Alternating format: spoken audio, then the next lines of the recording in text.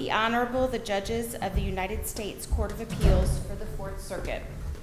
Oyez, oyez, oyez. All persons having any manner or form of business before the Honorable, the United States Court of Appeals for the Fourth Circuit are admonished to draw nigh and give their attention, for the court is now sitting. God save the United States and this honorable court. Please be seated. Welcome to the Fourth Circuit. And we'll hear argument in our first case, yearly meeting of the Religious Society of Friends versus the Department of Homeland Security. Mr. Talent, we'll be glad to hear from you.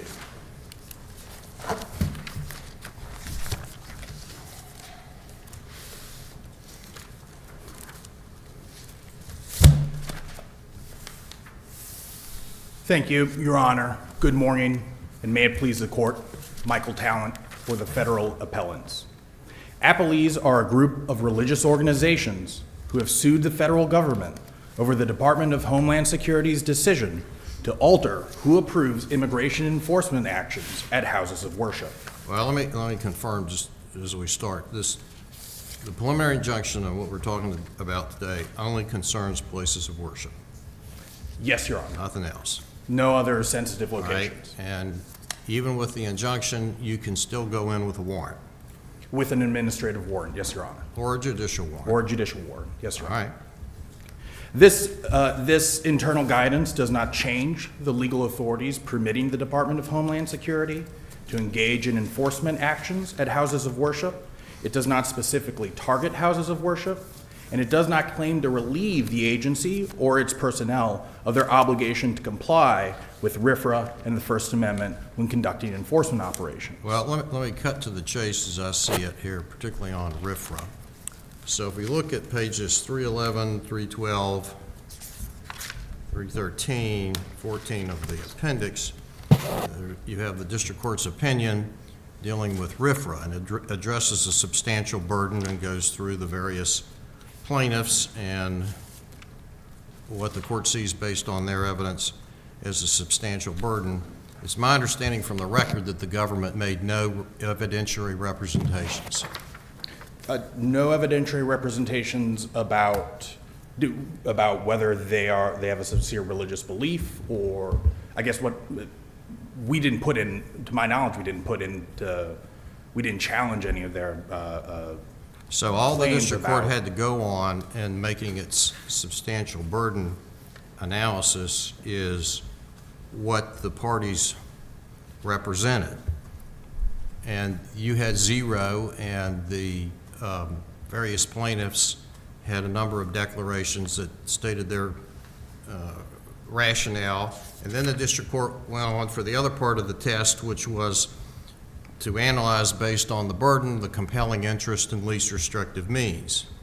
And it's my understanding from the record that the government made no argument as to what the compelling interest was. So we argued that the compelling interest test doesn't really make sense when you're simply challenging who can approve an enforcement action. But if it did, you didn't tell the district court what that compelling interest was. So if Your Honor is getting to waiver, two answers to that. One, this court does have discretion to address the issue. The district court rejected our view that because this is simply about who can approve an enforcement action, that the tailoring analysis doesn't really work, doesn't really make sense. And so what we're doing in our briefs here is we're explaining to the court why that's wrong. I do think, at the end of the day, what we're really talking about here is it gets all the way back to standing, because who approves an action doesn't suggest that the Department of Homeland Security is about to engage imminently in any enforcement actions at any of the plaintiffs' churches. So if we walk through... Right, but they've all made statements that we're injured, it affects our communal worship, we're making less money, and in response, the government doesn't offer anything to contradict that. And then the court goes on to do its analysis on, well, what are the compelling government interests? And it doesn't get anything from the government. So it looks like to me it's a very difficult case for you to prevail on if you don't present any evidence and you don't argue the legal principles. Well, we did argue the legal principles, Your Honor. Well, you said the compelling interest doesn't apply, but if it does, you never told you never told the court what they were. Well, I think, so if we step back, I think the arguments as to legal principles as to standing, that is obviously plaintiff's burden to carry. So we prevail on standing without having to put any evidence in the record. And so as to their evidence about people not attending worship, this reduction in attendance of you, they still have to establish, they still have to prove up the elements of standing. And as we point out in our brief here, they didn't do that. Their claims of standing and what the district court relied on is simply an assertion that people aren't attending worship services or going to these houses of worship because of this new DHS policy. But as we point out, there's a lot of other evidence, specific evidence in the record, that people aren't leaving their homes because of the broader immigration enforcement. I thought their congregants told them they're not coming to services because of the change in policy.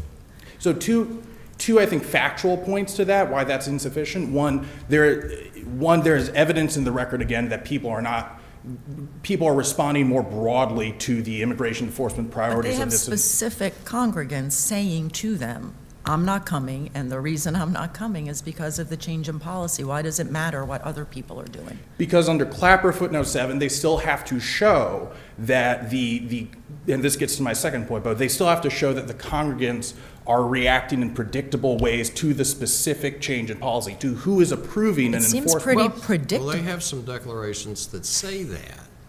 And I don't mean to carry this to an unnecessary extreme, but you would have expected the government to put on something, a declaration from somebody that would challenge the accuracy of the declarations from the plaintiffs. And the government didn't do anything. Well, Your Honor, I And it's think. very hard to win a case without evidence or legal argument. Well, I think there is evidence in the record. We have the Huffman Memorandum. The Huffman Memorandum doesn't target any particular church, doesn't create new legal authorities. To your question, Judge Harris, about what the congregants said and what was put into the record, the congregants seem to believe, and we point this out, that the prior policy created a safe haven that prevented enforcement at churches Counsel, overall. This argument that the congregants have misunderstood the new policy and how it affects their legal risk, I mean, that is exactly the argument that the Supreme Court rejected in the Department of Commerce versus New York case, where the government again argued, look, these immigrants have an unfounded fear about what will happen if they answer the census questions. And it was actually a pretty good argument in that case because the law prohibited the government from using those answers. And the Supreme Court was like, it doesn't matter. Unfounded, founded, it's predictable that people will respond this way. And I just don't see how it is not predictable that if DHS makes a public statement saying, thanks to this new policy, you illegal immigrants can no longer hide in churches, that people are going to avoid churches. So in the Department of Commerce case, there was a trial and there was significant historical evidence regarding response rates to surveys from the Census Bureau, and that showed that inclusion of a question like that would lower response Right, and rates. here we have declarations from these churches saying we have already experienced a reduction in attendance and our congregants tell us it's because of the policy. But the congregants, the evidence here, the statement simply, well, we think it's because of the policy, stems from a fear of future enforcement actions at the houses. They didn't say in their affidavits, we think it's because. They said it is because. But again, regardless, they still need to show it's because of this policy, which changes the approval levels, who approves an immigration enforcement action at the church. An immigration enforcement action at any one of these houses of worship was allowable under the Mayorkas Memorandum and the existing legal authorities. So there's nothing, so the problem, the reason why we point to this misunderstanding, Your Honors, is because the Huffman Memorandum simply changes who can approve an enforcement action. It's not what the Huffman memo says. The Huffman memo says it's getting rid of bright line restrictions on enforcement actions. The Huffman memo at least thinks this is a pretty big change.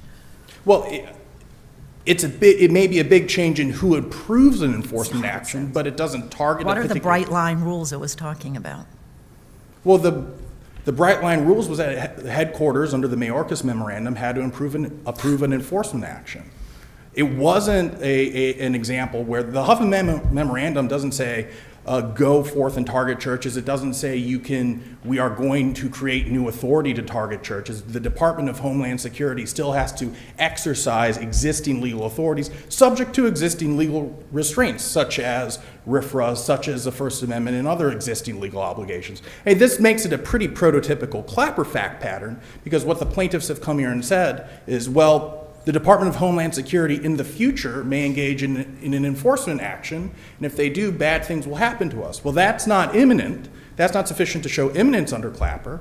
Then they try and turn it into a present-day injury by saying, well, our congregants aren't coming to church now because of this policy. But they don't disentangle what the policy does, which is change the level of approvals from the broader immigration enforcement context, and they don't grapple with the fact that What if both the Huffman memoranda and general fear of enforcement are both accurate? I mean, are they somehow mutually exclusive? Well, they're not mutually exclusive, but they're not challenging any authority the Department of Homeland Security has to engage in actual enforcement at churches. And they haven't shown that under the Mayorkas memorandum, the type of enforcement they're concerned about could be done under this administration's existing policy. I mean, kind of maybe the counterfactual is, what if this policy had existed under an administration that said we're not going to enforce the immigration law as aggressively as this administration? In that case, I think that their congregants wouldn't have the same type of concern about ICE raids or CBP raids, and they would be going out to churches. They would be going out to their community. The record is very specific that there's evidence that they're concerned about broader immigration enforcement writ large, and that's why they're staying home. And you can pair that with the fact that all the Huffman memorandum did was change the level of approval.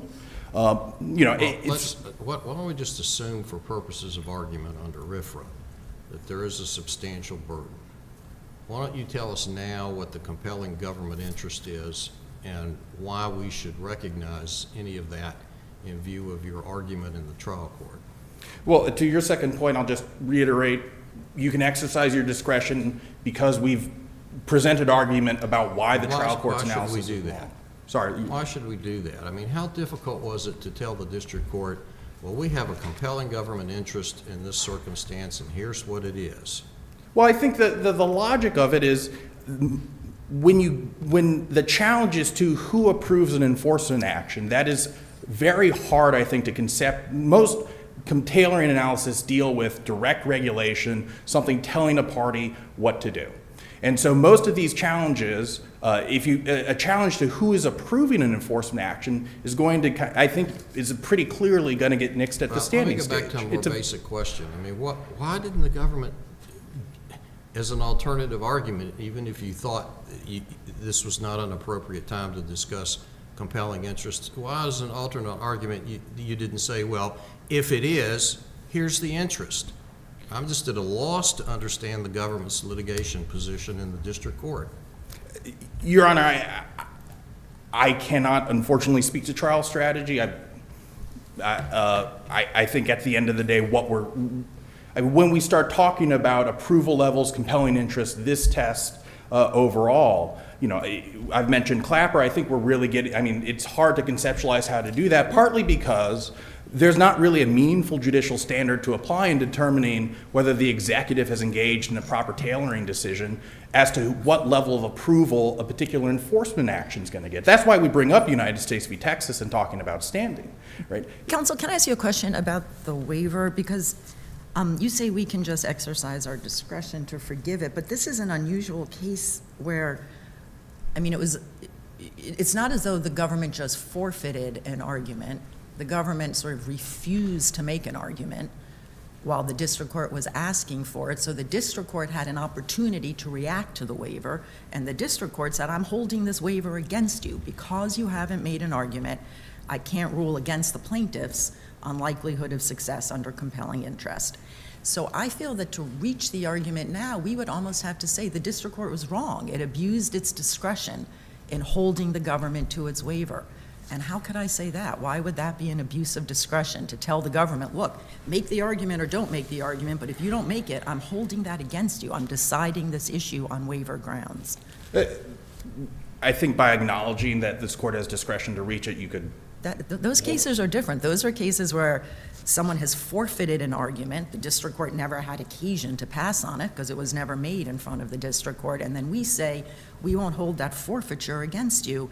And we're not, that's not contrary to anything that the district court did. I really am troubled by the idea that here the district court invited you to make the argument. When you refused to do it, made it what I think of as a kind of heartland discretionary decision to hold that waiver against the government, and now you're asking us to reverse that decision.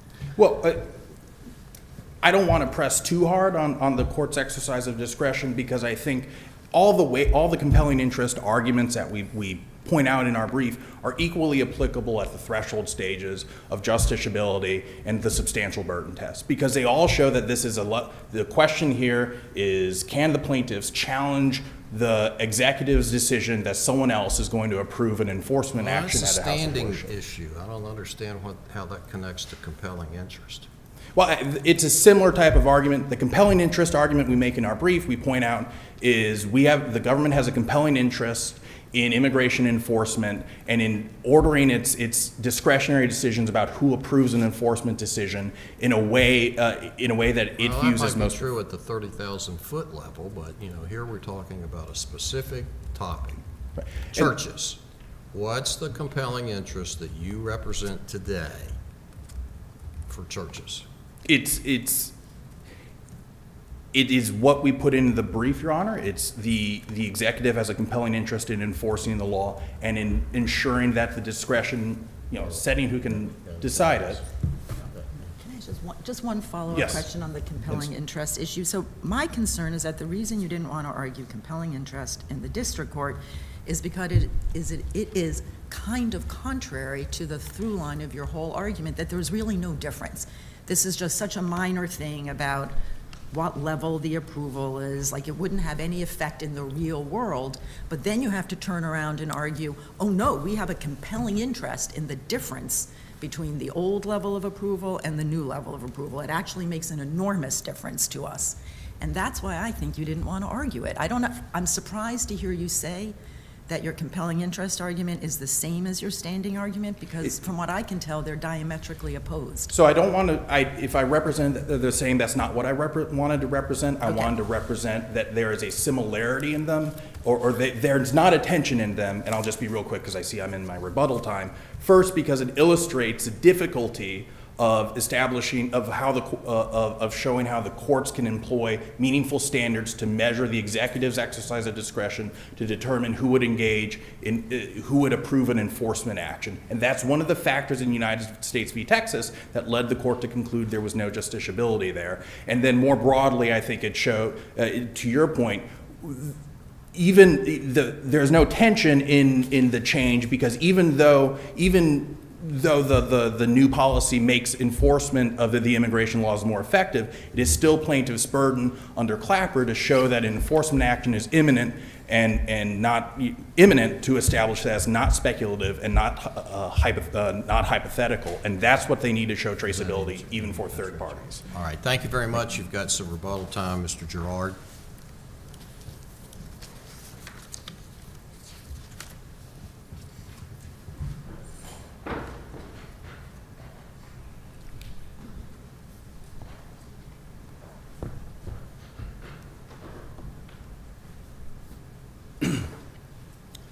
Good morning, Your Honors, and may it please the Court. Bradley Gerard on behalf of the Plaintiff Appellee Houses of Worship. DHS's new policy is that the First Amendment and RFRA provide houses of worship no more protection from government intrusion than any other public space. That policy is a dramatic departure from the policy of the last 30 years. Plaintiff congregants understood that, and why wouldn't they? You agree we're only talking about places of worship today? Yes, Your Honor. And if they've got a warrant, they can go in? Yes, Your Honor. In publicizing the new policy, DHS said that the former policy tied the hands of its agents, and it said that criminals would no longer be able to hide in America's schools and churches. Likewise, DHS has told this court that the former policy was unduly restrictive and far less timely and effective. But now DHS insists that the new policy is a minimal change and that it's purely internal guidance about who approves immigration enforcement. DHS's argument turns on that insistence, but that is irrelevant and wrong. I'll start with why that's irrelevant. The plaintiffs challenged the new policy, and the new policy says that immigration enforcement can happen at houses of worship based on nothing more than an agent's common sense. There are no guardrails other than that. And understandably, when that policy was announced, the plaintiffs' congregants heard that, understood that their houses of worship were no longer safe spaces, and many people stopped attending. That is a substantial burden under RFRA. I'm happy to talk about the substantial burden. I do want to say that in terms of the waiver point, not only did the government waive the argument under both expressive association and under RFRA, but even if the government didn't waive it, even if the court were to excuse that waiver, the argument that the government makes now is at such a high level. The government interest is interest in enforcement of immigration laws generally, but both the exacting scrutiny test and strict scrutiny require a more exacting explanation of the government's interests. And so the government has to show why it has an interest in enforcing immigration law at houses of worship, again, based on nothing other than agents' common sense. And it hasn't provided any evidence of that, hasn't provided any argument for that, even in this court, but certainly nothing to substantiate that in the district court. There are a few points about standing that I want to make just in response to what DHS argued today. I think our brief goes through. And you would agree that we could proceed under either First Amendment or RFRA? It's not necessary to address both? Yes, Your Honor, I agree with that. I think that's enough to hold that the district court did not abuse its discretion and to affirm the decision for the preliminary injunction. On RFRA, can I just ask you to define for me, how would you characterize the substantial burden in this case? The substantial burden in this case is the deterrence for the deterrence of congregants to go for communal worship, which is central to the religious practice of all of the plaintiffs. It is the deterrence from people to go to ministry, which is, again, an incredibly important part of the religious exercise of all of the plaintiffs. There are a number of other attendant harms that come from that. That's the loss of money from people not being there. It's the loss of volunteers. It is it's the reduced experience for one who's in worship. I don't want to just describe reduction in attendance at kind of a high level. I think if you think about what it means for somebody to be in worship, for the Quakers, it is literally losing opportunities to hear the voice of God. For the cooperative Baptists, there's reduced people in the pews makes the experience of hymns and group prayer different. For the Sikhs, the inability to really do the langar and to serve the community. These are all really core parts of their religious practice. So as I read the district court opinion, I thought the district court identified two substantial burdens, and one is the one you were just describing. And then I thought the district court was also finding that enforcement actions themselves would constitute a substantial burden, and I think particularly with respect to the Quakers because of their pacifist beliefs. But I actually don't understand you to be relying on that burden in your brief or today. You're focused on the reduction in the congregation. I think we do mention that in our brief, and we think that that's also right, and that's a substantial burden. There were also a host of other substantial burdens that we argued in the district court that we didn't raise in the brief because they weren't what the court relied on, and that's the conscience injuries, the kind of Hobson's choice. But we do defend it. We think that's another substantial burden, and we think the court was correct in finding that even the specter, as some of the Quaker declarants said, even the specter of this armed immigration enforcement. But you only need one. But we only need one. And we think that the reduction in attendance, and again, everything that flows from that, is more than sufficient. I think that's probably the cleanest way. And courts for for years have recognized the harms that come to houses of worship when there's a reduction in attendance. I'm happy to talk about expressive association as well if the court has no further claim or no further questions on our RFRA claim. I think, as I said before, the court doesn't need to reach both of these grounds.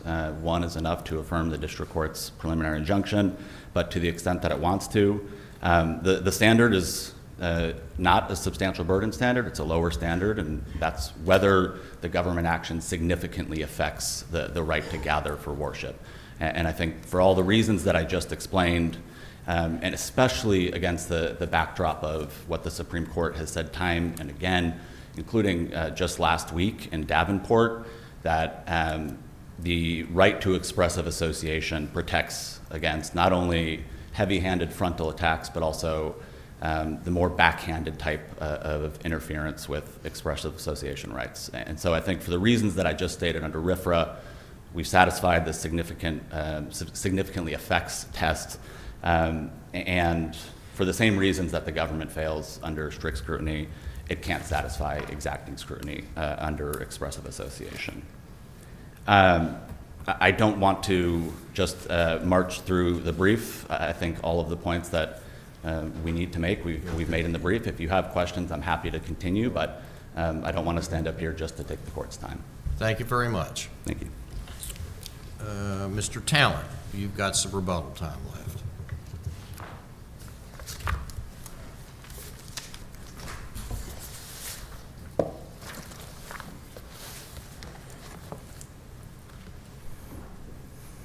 Thank you. 3 points roughly for rebuttal. Opposing counsel pointed out that his RFRA burdens, or he's relying very significantly on this idea that the substantial burden in the RFRA context is a deterrence to congregants to attend church. Again, I think I want to emphasize that the deterrence only turns firstly on the potential for a future enforcement action at any one of these houses of worship. That is a very classic Clapper scenario, and they have to show, therefore, that an enforcement action is imminent to render that fear non-hypothetical, non-speculative, and that includes for third parties under Clapper Can I footnote just 7. ask you a question? I'm sorry. No, go ahead, Judge Keenan. No, so you're saying that the declarations themselves in the affidavits mean nothing? I think what we what You're asking us to disregard the evidence that was before the district court, aren't you? we are saying that they admit that the congregants are third parties, and they have to show that the third parties are responding to the actual change in who approves an enforcement action. Right, and they said they were. They said they were, as we point out, that's a very conclusory statement and doesn't carry their burden under cases like Clapper, under cases like Murphy v. Missouri, where we have the more aggressive enforcement posture by this administration. So that is causing people not to go out to church, not to stay at home. At a preliminary injunction hearing, what is it that you say they should have produced that they didn't, keeping in mind the government didn't produce anything? Well, they needed to show they needed to show that the congregants were not engaging in not staying home as a result of a subjective fear that there would be an enforcement action at their churches. Footnote 7 of Clapper. How is that different from the census question case? That's exactly what the government said there. These immigrants may not be answering the question, but that is for unfounded legal fears. Those fears are unfounded, and the Supreme Court said we don't care. If it's predictable that they will respond that way, that's good enough. Because there was evidence showing that when the question was included in a survey, response rates went down in the Department of Commerce. To your question, there is Judge, evidence showing that the congregations have already gotten smaller. the evidence is a statement that the plaintiffs made in Clapper. The plaintiffs in Clapper, this is in footnote 7, said people are disinclined to talk to us because they are concerned the government will intercept their communications. How is this a Clapper case? This is not a case about whether the congregants have standing. This is a case about whether the churches have standing. They are not here on an associational standing Which theory. rely on the actions of congregants in response to the Department of Homeland Security and they need to show predictable effects. But if it's not a Clapper case, then it's a Hippocratic medicine case, because what they're saying is the predictable effects of a government policy, the downstream predictable ripple effects of a government policy establish standing. Hippocratic medicine said that's too attenuated. That doesn't establish standing. Can I just ask you a very quick Yes. question about substantial burden? So I just want to make sure I understand the government's position on what counts as a substantial burden. The district court said that this policy effectively compels plaintiffs to engage in worship with smaller congregations and with fewer immigrants. That's what the district court found. Do you disagree with the factual premise of that holding, or with the legal conclusion that if in fact the policy did that, it would be a substantial burden? Where do you jump off from that being a substantial burden? Well, we jump off because who approves an enforcement action is an internal government policy. This is not. So you think even if that were true, even if this policy effectively compelled the plaintiff churches to engage in worship with a smaller congregation, it still would not be a substantial burden? Well, I think what opposing counsel just said is it's the enforcement, it's the people showing up at churches as causing I guess- people not to attend. Would The it policy possible doesn't for you, do that. just to answer the question, if in fact this policy effectively compels plaintiffs, the plaintiff churches, to engage in worship with a smaller congregation, would that be a substantial burden? Yes or Not no? under the Huffman Memorandum, because because incidental effects of internal government action, even if it makes worship harder, and in Ling it would make, I think, worship impossible for the plaintiffs there, does not rise to the level of substantial burden because it's not coercive.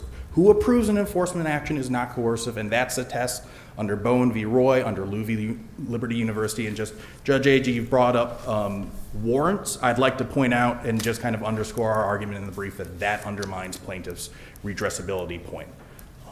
Thank you. Why?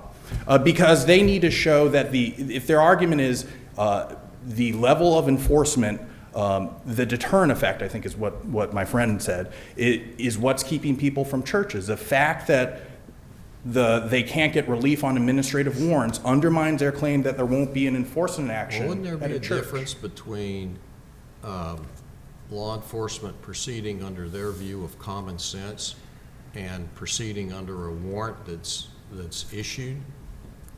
I mean, that just seems like to be a basic societal difference if there's a warrant that's issued. Our argument pairs a warrant with the fact the Mayorkas Memorandum doesn't bar enforcement. Doesn't create this kind of safe harbor, safe haven from churches. Enforcement is possible under the Mayorkas Memorandum, which shows that, again, the concerns about immigration enforcement at these houses of worship is driven more probably by the overall enforcement posture of this administration, especially in light of the fact, as I've pointed out, DHS is subject to existing authorities when it engages in the type of enforcement action at churches that we're talking about. So an actual person going to church would be subject to existing applicable law. And I see I'm out of my time. Happy to answer any other questions. All right, thank you very much, Mr. Talent. We're going to come down and greet counsel, and then we'll move on to our next case.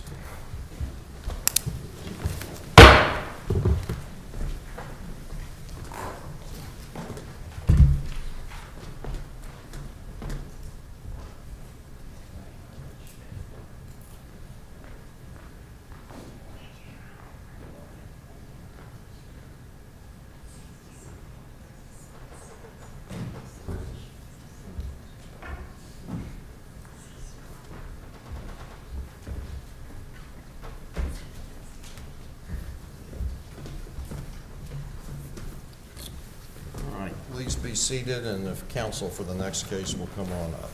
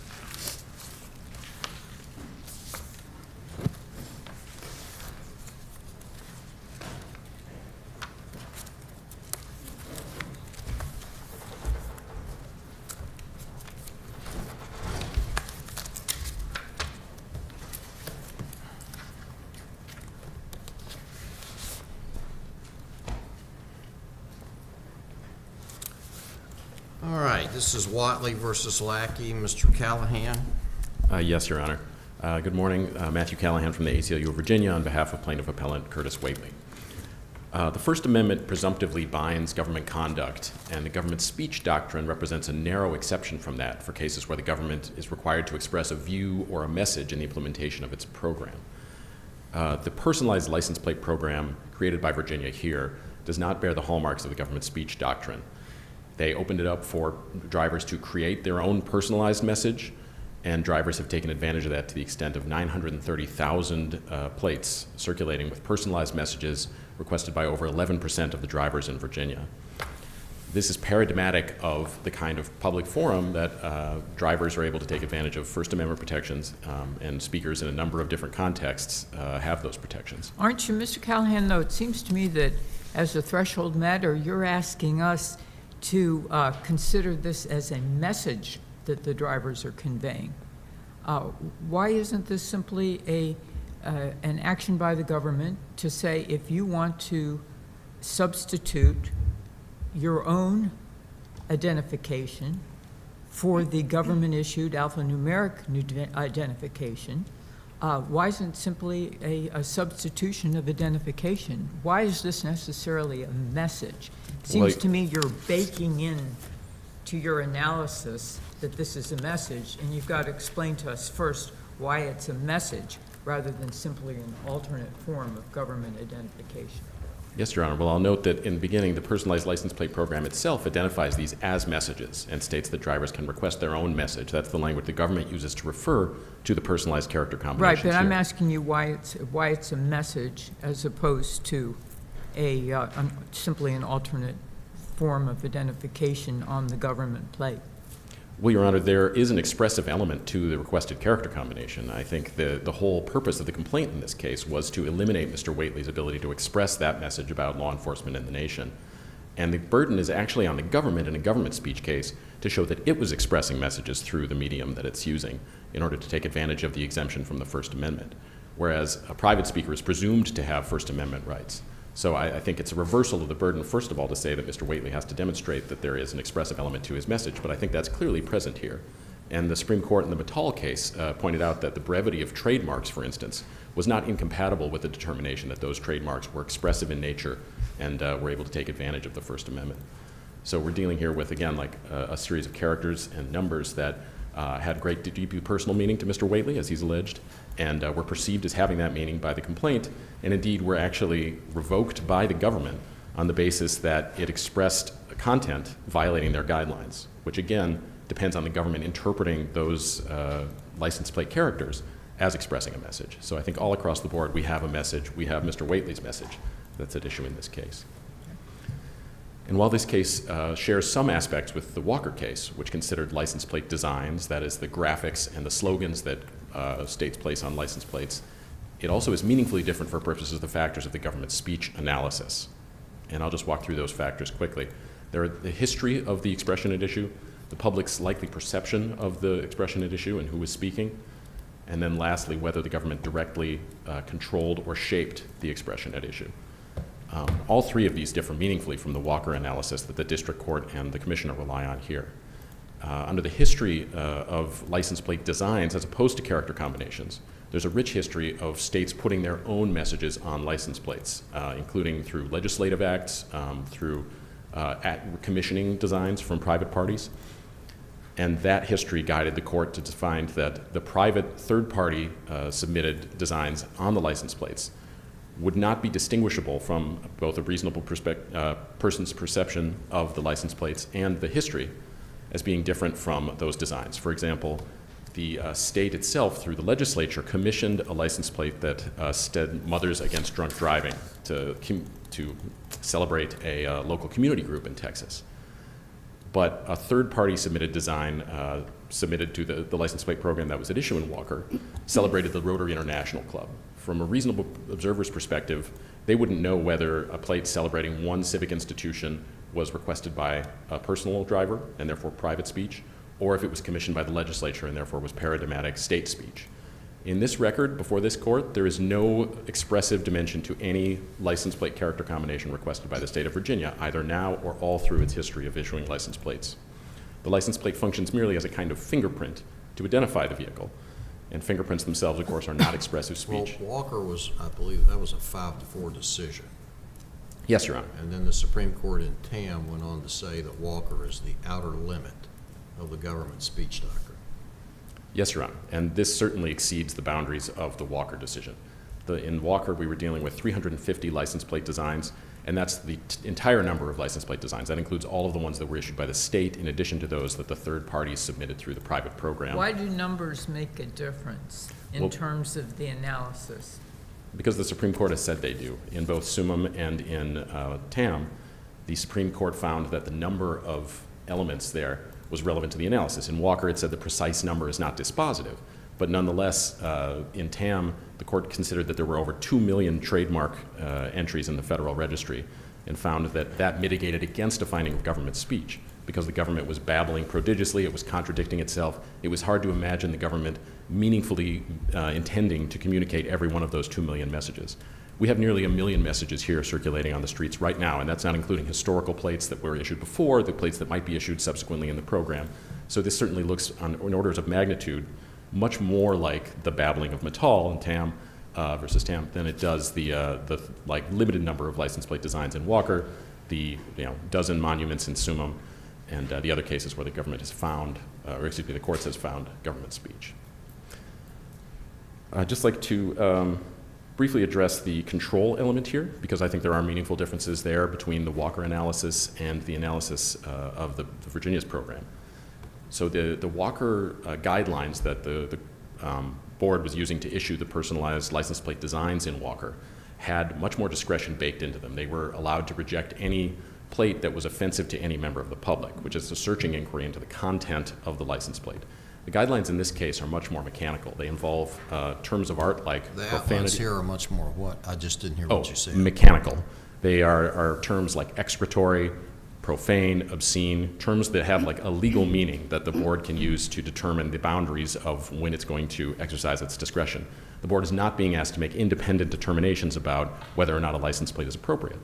In Walker, the board that was approving the license plate designs had public hearings at which they took evidence. They received letters from legislators about whether or not plates were important, and they made their own determination about whether offensive plates should be issued. For instance, there were public objections to the Buffalo Soldiers plate at the same hearing where they rejected the Sons of Confederate Veterans plate. Yet the board decided to issue the Buffalo Soldiers plate and reject the Sons of Confederate Veterans So plate. what are you saying about the exercise of discretion, that there was more discretion being exercised in Walker or less?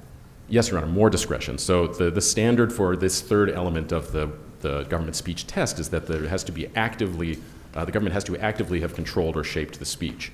Again, the shaping seems to happen in the court's analysis at the stage of the creation of the speech. So in Shurtleff, they found that because the private parties had created the designs on the flag, that was the shaping of the expression. That's clearly not present here because the private people who request the license plate are the ones who choose the characters and the numbers that go into the personalized character combinations. But the question of whether the guidelines themselves are enough to create active control over the speech is what the government's asserting here. That's what the district court relied on. And I'm just pointing out that the guidelines there do not actually control the content. They don't invite the board to be a judge of whether or not the content is appropriate in the way that the Walker guidelines did. Can I ask you a question that's, I guess, somewhat related? Which is one of the things that strikes me about this case is that the government speech question is maybe harder than the second question, which is assuming it's private speech. How does the forum analysis come out? And I guess I'm just trying to figure out what the end game is here and what's really at stake, because isn't it, I know you want us to put off the public forum analysis, and I understand all the reasons why that makes sense. I'm really just trying to figure out what is at stake in this case. And is there really any chance that the state couldn't prevail just by saying, fine, it's private speech, and we've opened a non-public forum on our license plates, and we don't let people use the F word? Is that not a reasonable and viewpoint neutral kind of a restriction that you could use in a non-public forum? Well, again, I'm aware you're Honor knows this, but I just have to emphasize that's not an issue that's briefed before the court. There are no facts, et cetera. Totally understand, yes. I really am just trying to figure out how much turns on how we answer the threshold question here. Yes, Your Honor. Well, again, the license plate itself does not display the entire F word, and In the District of Delaware case, the Overington case, they dealt with a license plate that had F cancer as the statement on that license plate, and it found that it was actually protected under the First Amendment in a public forum analysis. So Okay. whether or not Mr. Whately prevails, it's at least colorable for him to proceed under a First Amendment standard and be allowed to make those arguments in the district court. And that also, the legal standard under which these license plate programs are evaluated obviously makes a difference not only to Mr. Whately, but to any driver who wants to request a personalized license plate in the program. If it is government speech, nobody would be allowed to complain about viewpoint discrimination, or anything else. The government could really arbitrarily deny plates and come to any number of invidious determinations about what kinds of plates it's going to issue or deny. So at the end of the day, what you want now is a holding that this is not government speech and a remand for a public forum analysis. Yes, Your Honor. I think Mr. Whately has, would like to develop facts both about the nature of the forum, because that's I'm not I'm hearing sorry. for some reason. Just repeat that sentence. Absolutely. Can you hear me better now? Yes. Yeah, Mr. Whately would like to develop facts both about the public forum analysis, the level of public forum that is at issue here, and I think another factually based determination that would be relevant is whether the government is equally enforcing its guidelines against all speech. So, for instance, if the F word is allowed in certain kinds of license plates but is only censored when it criticizes law enforcement, that could be an issue of viewpoint discrimination that depends on a full record in order to uncover. But the district court didn't get into any of that, and we don't need to either. No, Your Honor. But again, it's another reason why remand would be appropriate here, with instructions to reconsider under the correct legal standard. On the control element, I'd just like to emphasize a few more differences between this case and Walker.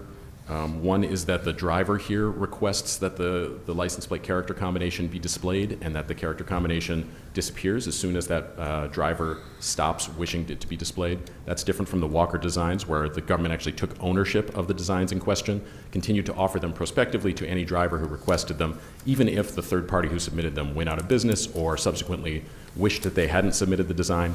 Ownership had transferred and the government was making its own speech by making those license plate designs available. In addition, the post-publication enforcement that happened here is different from the kinds of government speech cases where the court has found government speech. In those cases, on the front end, the government was very careful to consider what it was saying and restrict its review before issuing the statements. Here, Mr. Whately's requested license plate was actually issued to him 3 separate times. First, when it was initially requested. Second, when he requested that they fix a typo in it, which omitted the ampersand that he wanted. And a third time when the government failed to notice that it had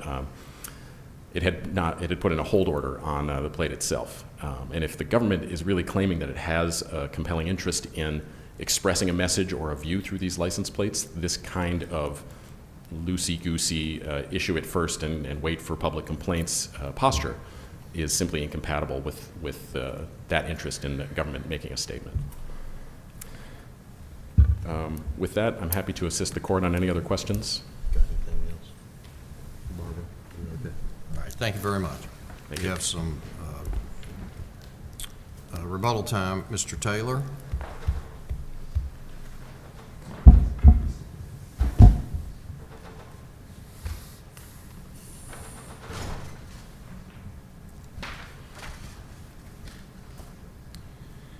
Good morning. My name is Trent Taylor, and I'm here today on behalf of appellee Gerald Lackey in his official capacity.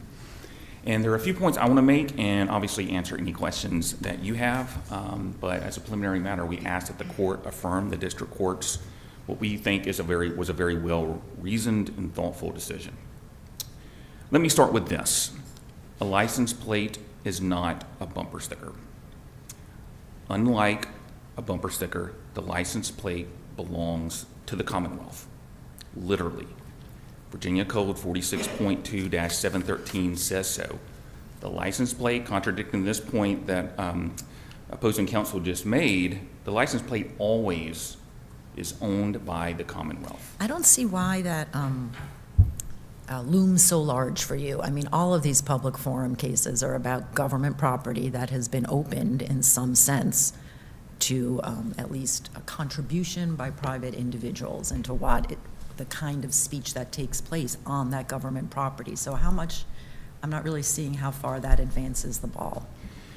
I think it advances the ball in the sense that there's sort of this, it goes to the control point, I think, which is one of the factors, and the simple fact that the Virginia Code indicates that the license plate is owned at all times, that it's by the Commonwealth, is furnished and issued by the Commonwealth, and that the Commonwealth has the ability to not only recall it, but also repossess it.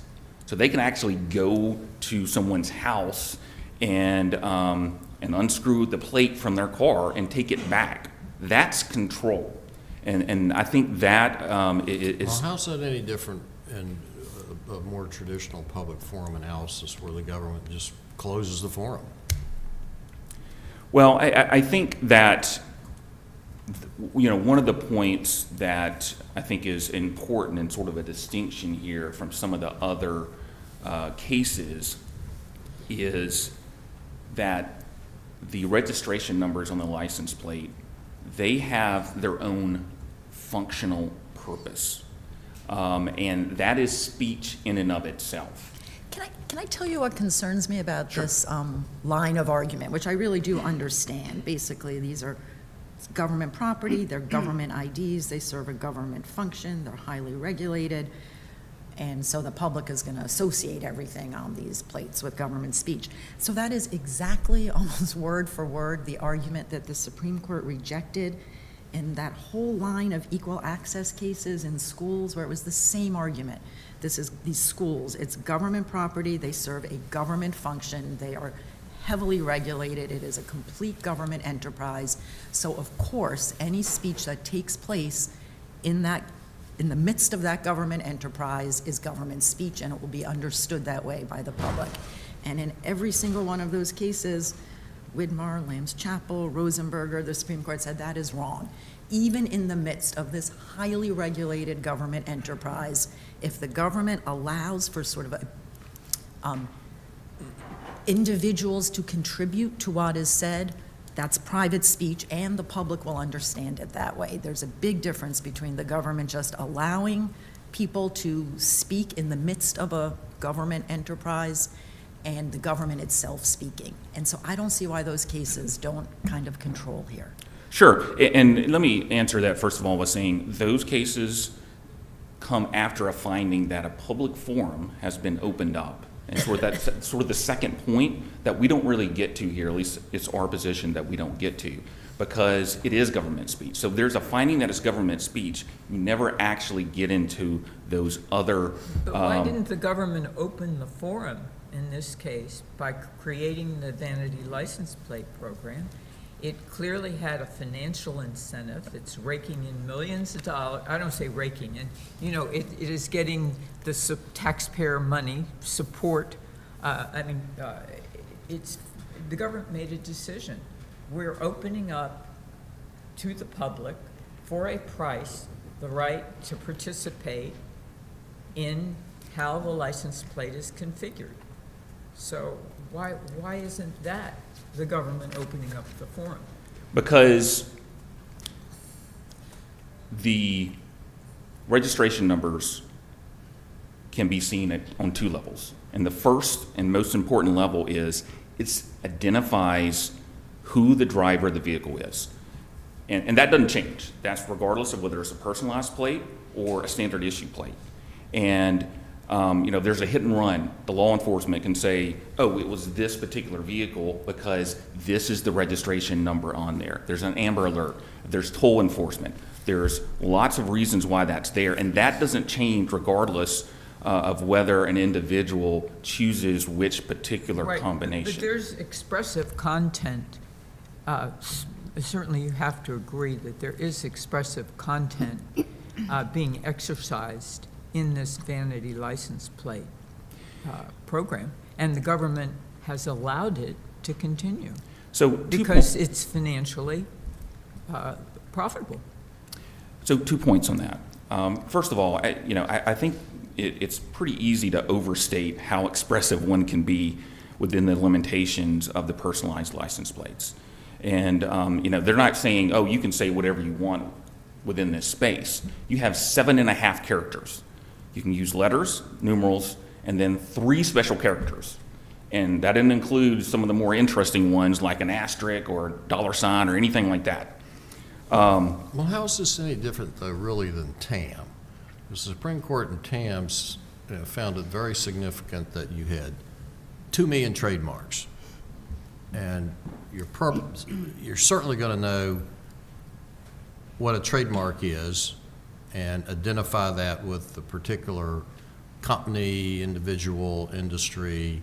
And the government said, well, there can't be 2 million expressions of government speech. And here we have 1 million. I mean, it just seems like that you can't get around the analysis of the Supreme Court in TAM in this case. Here's what I'd say on that particular point. So, I just want to note, obviously, that Walker involved license plates, and much of the analysis in Walker was not on the specialty part, but on the license plate as a whole and the historical use. Well, the majority in Walker said, we're not dealing with specialized plates. They were very specific that we're dealing just with the specialized plates, not the personal plates. And then the Supreme Court went on in TAM to say, Walker this is the outer wall of government speech.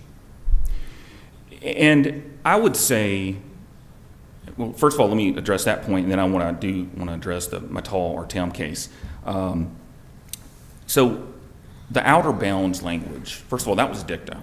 And second of all, I'm sorry, I just didn't hear what you said. It was dicta.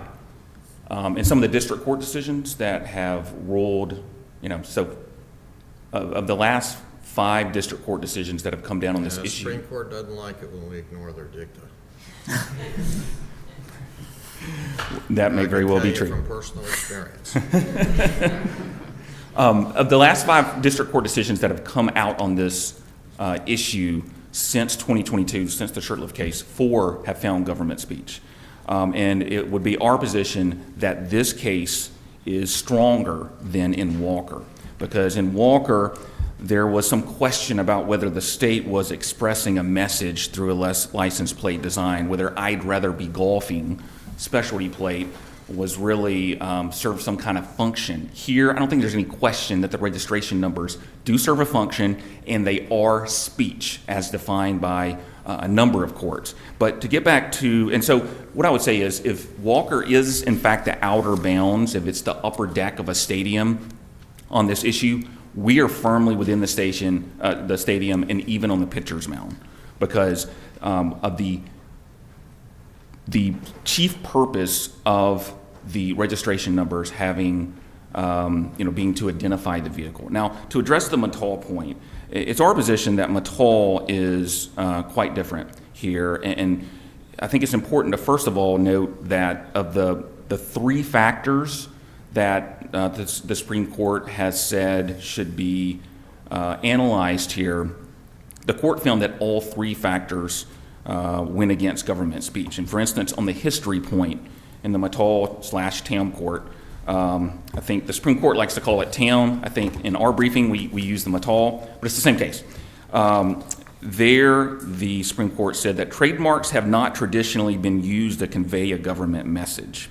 And it contrasted that with Walker, which said license plates, not specialized license plates, but license plates are not traditionally public forums for private speech, and Texas license plates have traditionally been used for government speech and are primarily used as a form of government ID and bear the state's name. That's what Mattal said.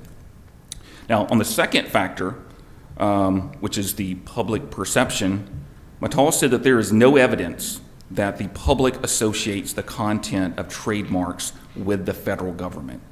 And it contrasted that with Walker, which says Texas license plate designs are often closely identified in the public mind with the state because Texas license plates are essentially government IDs. And issuers of ID typically do not permit the placement on their IDs of messages with which they do not wish to be associated. And then on the control front, which is where most of the analysis was in the Mattal/Tim case. The court noted that the government does not edit the marks at all and that registration is mandatory unless it runs afoul of the disparagement clause. And that was sort of the issue there. But I don't understand how this case, I always thought that the third prong of the Tam case was very difficult for you because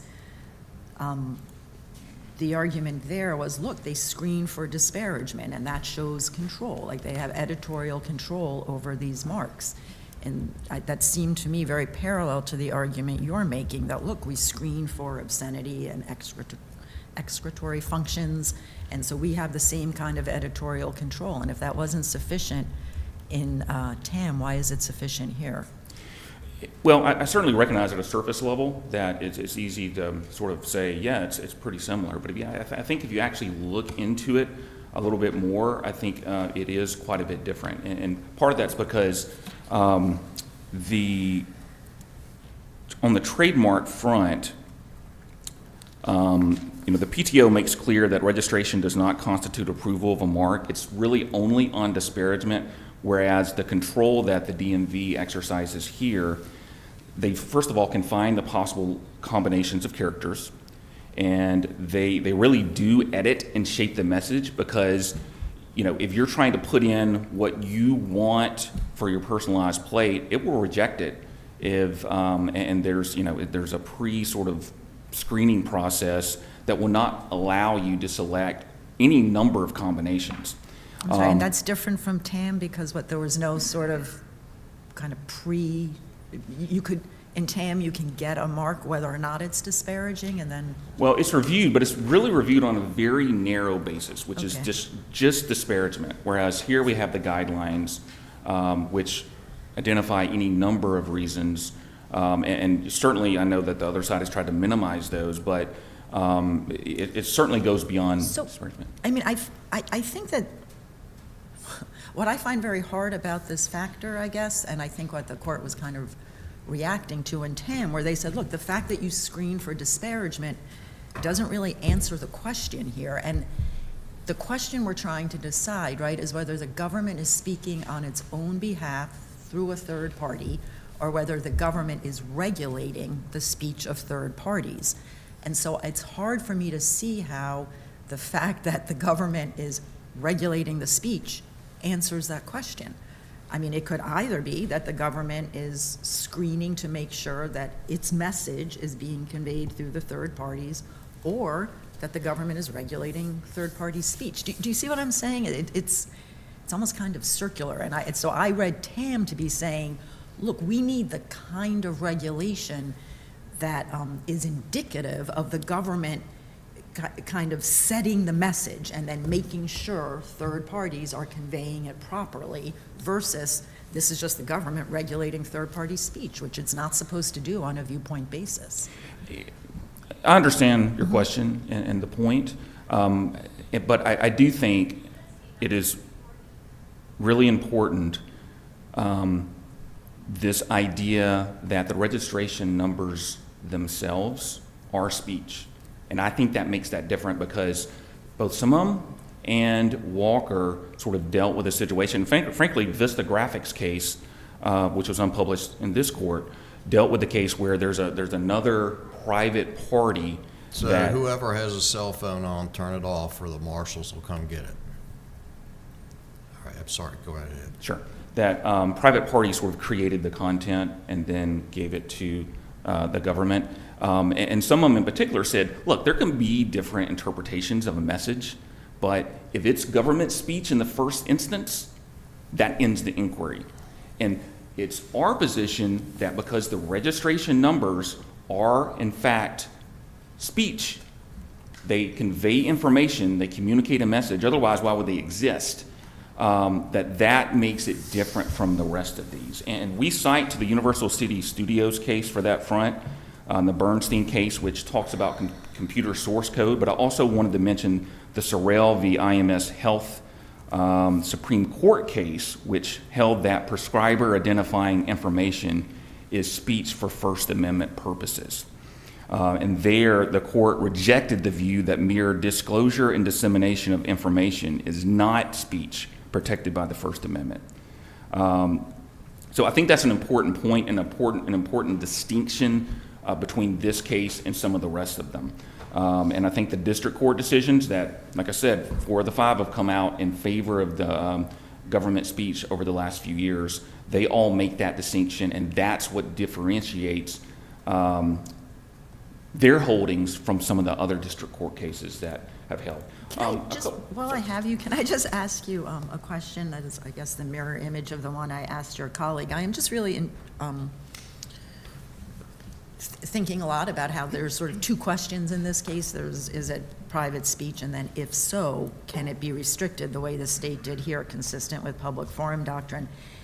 And I guess I'm just curious, so Virginia wants to kind of take ownership of, what is it, like 900,000 personalized plates running around? Like, the state's position is, no, that's our speech. So for 1 year, we were telling everybody FTP. That was Virginia speaking. And we also want to claim as our own all 900,000 of these messages. Why wouldn't it be a little bit easier just to say, fine, it's private speech, but we win under the public forum analysis?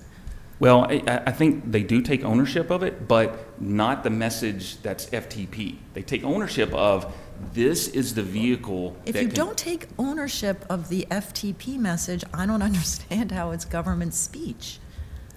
Well, Like, isn't that the very definition of government speech? This is the government's message, and it's being conveyed by a third party. The government is allowed to send its message through a third party.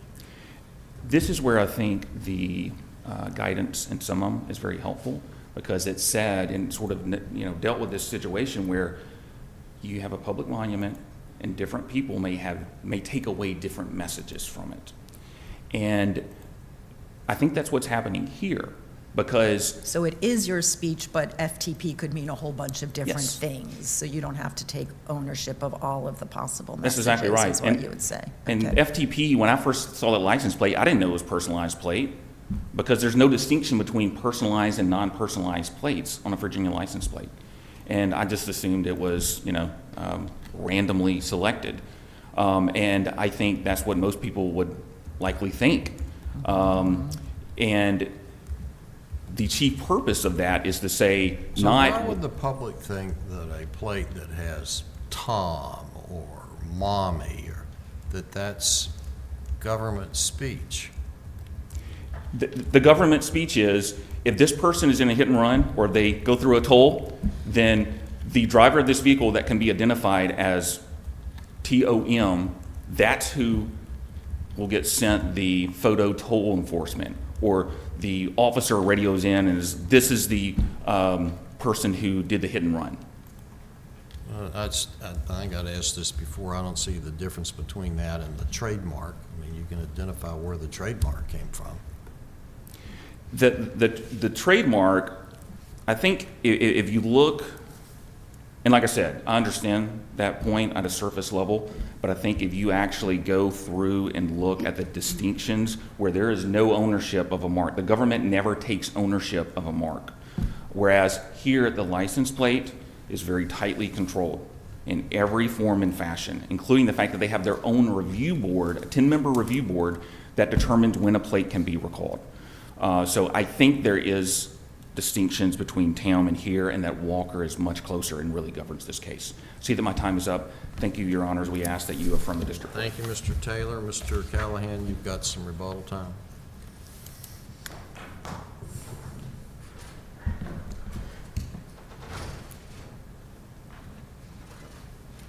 Thank you, Your Honor. Just a few points in rebuttal. To begin with, while the recent trend that opposing counsel spoke of does have some district courts going against a finding of private speech for these personalized license plates, the overall majority of the courts to consider the issue is still in favor of a finding of a public forum for private speech here. So I wouldn't want to misrepresent the weight of the authority as going against a finding of private speech here. That is what the majority of the courts to consider this issue have found, even after Walker was issued. In addition, while Walker depended on the governmental ID context and the license plate context for some of its holdings and considered that, It did not make a bright line rule that all government IDs or all license plates were government speech. It considered all three of the factors under the government speech doctrine, specifically about the slogans and graphics at issue in that case. We're asking the court merely to follow that precedent and examine the specifics of the personalized license plate program in this case. Just like Shurtleff moved from a general history of flag flying programs generally to the specific flag flying program at issue in that case, and found that that factor did not favor the government under the more specific analysis. Opposing counsel attempted to distinguish the trademark registry in Mittal on the basis that the government did not edit trademarks and that there was mandatory registration. We would submit that that's the same fact pattern here. The pre-screening, the automatic pre-screening that does not allow people to request certain numbers is no different from the automated filters that the Seventh Circuit considered in the Krasno versus Mnuchin case we cite to. In that case, it found that those kinds of filters were compatible with the finding of a public forum for the Facebook comment section that was at issue in that case. In terms of, and mandatory registration is similar here too, because once compliance with the guidelines has been established, the government has stated that it just issues the license plate. There's not the kind of Walker situation where they invite public comment and consider and make discretionary determinations about which license plate character combinations to issue. On the dry technical speech point we've mentioned in our brief, the Supreme Court has never held that private speech is coextensive with government speech, and in fact there's good reasons why it would not be coextensive, because the government speech doctrine itself, operating as an exemption from the First Amendment, threatens to swallow the entirety of First Amendment protections for private speakers if it's allowed to go there. And the function of the random alphanumerics issued by Virginia in its license plates is not technical information that would allow a party to that would change meaning when those letters and numbers were moved around. In fact, Mr. Whately's reissued license plate that came up during the mootness briefing here had a different series of letters and numbers than the initial one that he was issued by the state of Virginia, which was THE 7019. That did not affect the government's ability to identify his vehicle, and therefore the government's interest in any specific message through those character combinations is minuscule. The opposing counsel also offered that he did not know that this was a personalized plate when he first saw it and thought it might have been issued by the state. We submitted in our briefing that most reasonable observers would be able to tell, because Virginia issues in a very strict pattern 3 letters and a series of numbers that are random and only occasionally intersect with certain English words. Most observers would be able to determine when a personalized character combination is present and a state-issued one is present. And to the extent that that's at issue in this case, on the motion to dismiss posture of this case, all facts and factual inferences should be resolved in favor of Mr. Whately and his ability to develop a record during discovery in the case. If the court has no further questions, I'll rest on my briefs for the remainder of the argument. All right, thank you very much. We're going to come down and greet counsel, and then we're going to take a very short recess.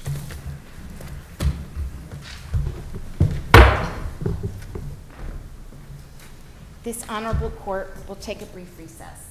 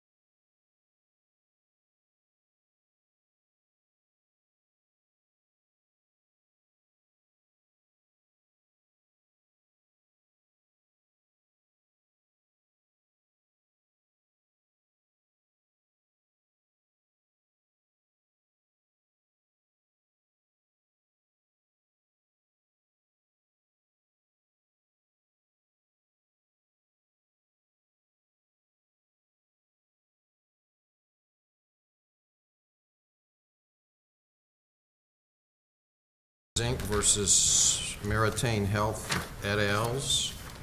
And so what we're going to do here, Mr. Beltran will have his time, then Mr. Heisel, is that how you pronounce it? Hessel.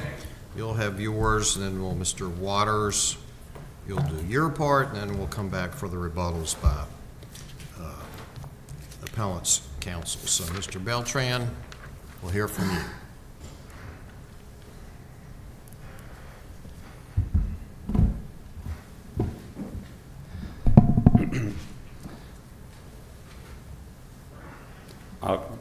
Good morning, and may it please the court. I'm Mike Beltran. I represent the quartet in this matter. The quartet facilitates genuine, unadulterated, affordable, and safe medication.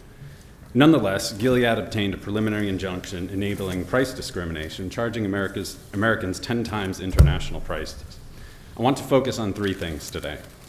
First, the court entered an injunction against Gregory Santulli without properly determining personal jurisdiction. 2, Gilead's egregious and prejudicial delay belies its claim of irreparable harm. And 3, every Supreme Court case cited by any party allows importation under the first sale doctrine. Turning to the first issue, after finding a prima facie case of personal jurisdiction based upon the allegations of the complaint alone, the court refused to allow further argument at the preliminary injunction hearing. This was error for 2 reasons. First, despite acknowledging that a court shall not issue a preliminary injunction against a defendant over whom it does not have jurisdiction, the court did exactly that without determining whether Gilead showed a reasonable probability of ultimate success on jurisdiction. So where did you ever tell the district court what the proper standard was? We said we moved to dismiss in, I believe, in February or March. We noted that we objected to personal jurisdiction in our first discovery objections, which were in early January. At the when we moved to dismiss on 12b2 for personal jurisdiction, we said that we wanted to put on evidence. The court said that the court was going to consider evidence at the preliminary injunction hearing. The court said the parties need to be prepared to address both of the issues and that we would be allowed to put on evidence. Yeah, but what about the standard? I'm not seeing where there was an understanding by either the district court or the parties that there was ever anything other than a prima facie case. You may be right that the standard should have been a reasonable chance of success at the preliminary injunction stage, but personal jurisdiction is waivable. And I'm not seeing that you ever told the district court what the proper standard was. Thank you, Your Honor. I don't think we waived under 12b2. I have a whole section in my brief about that. And I don't think we waived under the preliminary injunction standard because when I stood up to give my closing arguments at the preliminary injunction hearing on April 30th last year, I said to the court, I said, may I be heard on Gregory Santulli? And the court allowed me to go for about 15 or 20 seconds. And then the court said, I've already ruled on that. You need to move on, Mr. Beltran. And I was trying to be a good trial lawyer.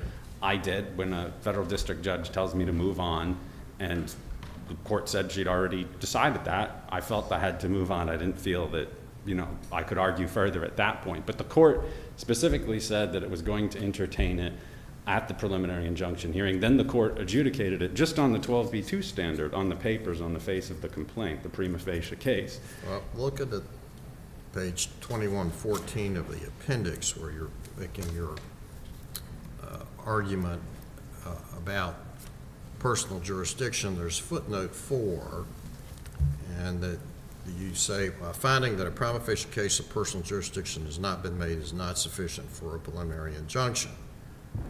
But you never say what the proper standard is. Your Honor, I think that the standard is the standard for anything on a preliminary injunction, which is a reasonable likelihood of success on the merits, which is the standard that we're asserting here. And I'm sure there's something in our preliminary injunction briefing that says you have to show a substantial likelihood of success on each of, or on the merits, and that's one of the 4 winter factors. You can do it on rebuttal, but it'd be very helpful to have a specific cite to the record where you actually tell the district court that this is the standard we want you to apply. I'm going to look for that. I thought I understood the court to be saying that I said that in a footnote in my brief. Well, your footnote says a finding of prima facie in personal jurisdiction is not sufficient. But you don't tell the court, well, what is sufficient? Oh, okay, and so the answer to that, and I think that we say that personal jurisdiction is one of the elements that you have to show a substantial likelihood of success on for a preliminary injunction. And that was what we briefed we obviously told the court knew its standard. I don't want to take all your time up on this, but when you come up for rebuttal, it'd be helpful if you could give us a specific site to the record where you do that. Thank you, Judge. Can you just, on personal jurisdiction, can you just tell me sort of practically why this matters? Because, I understand it's important as a legal question, but am I understanding right that you're not disputing personal jurisdiction over, I can't remember, Mr. Santulli's companies, right? They can be bound by the injunction, and the only question is whether Mr. Santulli can be bound personally? That's what right? we've raised on appeal. Okay, right, and why does it, just practically speaking, what's at stake here? As long as the companies, why does it matter? Well, personal jurisdiction, personal liability, we're a small company. Oh, so you think liability follows the jurisdictional holding? Because I would have thought those were different questions. I actually whether think he can they be do. held. Perhaps I misspoke, but first of all, they're holding, so Mr. Santulli is personally enjoined. Right. Not that he would, but he couldn't go and work for another company. He couldn't go, say his company folds or he merges or he's acquired by another company. He can't do something with some other company that's not been sued by Gilead. Oh, I'm sorry, so it's not that he couldn't work for another company. He can't import, he can't engage in the same kind of conduct that the district court found was likely to constitute infringement somewhere else. Correct, Your Honor, and he Okay. couldn't do it in Florida, or he couldn't do it in California, which was, another issue. I don't think we've sharpened that for appeal, but for example, the Florida has a PDMP. RFK Jr., the HHS secretary, could say tomorrow, and the governor of Florida could say tomorrow, we're going to start importing for 23 million people, Florida Medicaid, Florida Employees Health, millions of lives there. And if he's enjoined from that, then this court's, just the district court opinion here on trademark law would prevent our implementation of 804 and the Florida PDMP program. Right, the So companies couldn't do it, but at least you're saying. Mr. Santulli could create, continue to engage in the infringement could create, conduct. Florida Importation LLC or something, whatever you want to call it. Not that I'm not sure anyone which really way wants that to cuts, traffic but okay. Gilead product. Okay. So the second issue on personal jurisdiction is the finding that the prima facie standard had been satisfied. That was itself error. The district court found that Santulli was subject to personal jurisdiction based upon corporate acts. It's about 75 to 100 people. I'm sorry, based on court what? Based on corporate acts. In other words, corporate acts. based upon other people in the businesses making phone calls, based upon our suppliers drop shipping, I guess as here into Maryland, based upon things that he didn't personally do. And when you look at the personal jurisdiction cases that the appellees have cited, you see that it's like a two-man operation or it's a one-man operation and somebody's personally selecting merchandise and putting the stamp on the thing, the package themselves and shipping it in the mail and those sorts of things. And those facts are not alleged here and they certainly haven't been proven. So in your view, it's not enough, the district court applied the wrong standard. It's not enough that he's actively directing and supervising these companies, his own company's activities. There would need to be something more specific? I don't think that would be sufficient. I don't think generally that he owns the company. Well, and- it wasn't, the district court said it's not just that he owns the company, it's that he is actively directing and supervising their activities. That's what the district court said. I Right. respectfully disagree. What do you think the standard should be? I think the standard needs to be for personal liability, not for corporate. Not for personal liability, but for personal jurisdiction, because for I personal- think well, for- probably you want to keep those two things I separate. think I do. Thank you again, Your Honor. But I think that the issue is that the person themselves needs to be doing something. At some point, say you're the CEO of ExxonMobil, are you now subject to personal jurisdiction for everything that happens in every country around the world, for every drilling accident, just because you directed it? At some point, there needs the corporate shield doctrine and the idea that the personal individual, I mean, we have corporate shield doctrine, we have limited liability. That's part of our legal tradition and our business culture here in the United States. And at some point, that evaporates if every CEO gets sued over everything personally everywhere. So I think that's a standard. I can go into moving force. I talk about it a little bit in my briefs, but I think I've given the court, and my time is running short here. I want to talk about delay, if I may. Gilead knew about delay, or excuse me, about importation generally for years, and it knew of the specific importation here by February of 2024. By March of that year, Gilead knew the FDA would not intervene. Their contact at the FDA said, we're not going to do this, there's no patient harm, we're not going to get involved. The next 9 months of Gilead's 10-month delay is completely unexplained.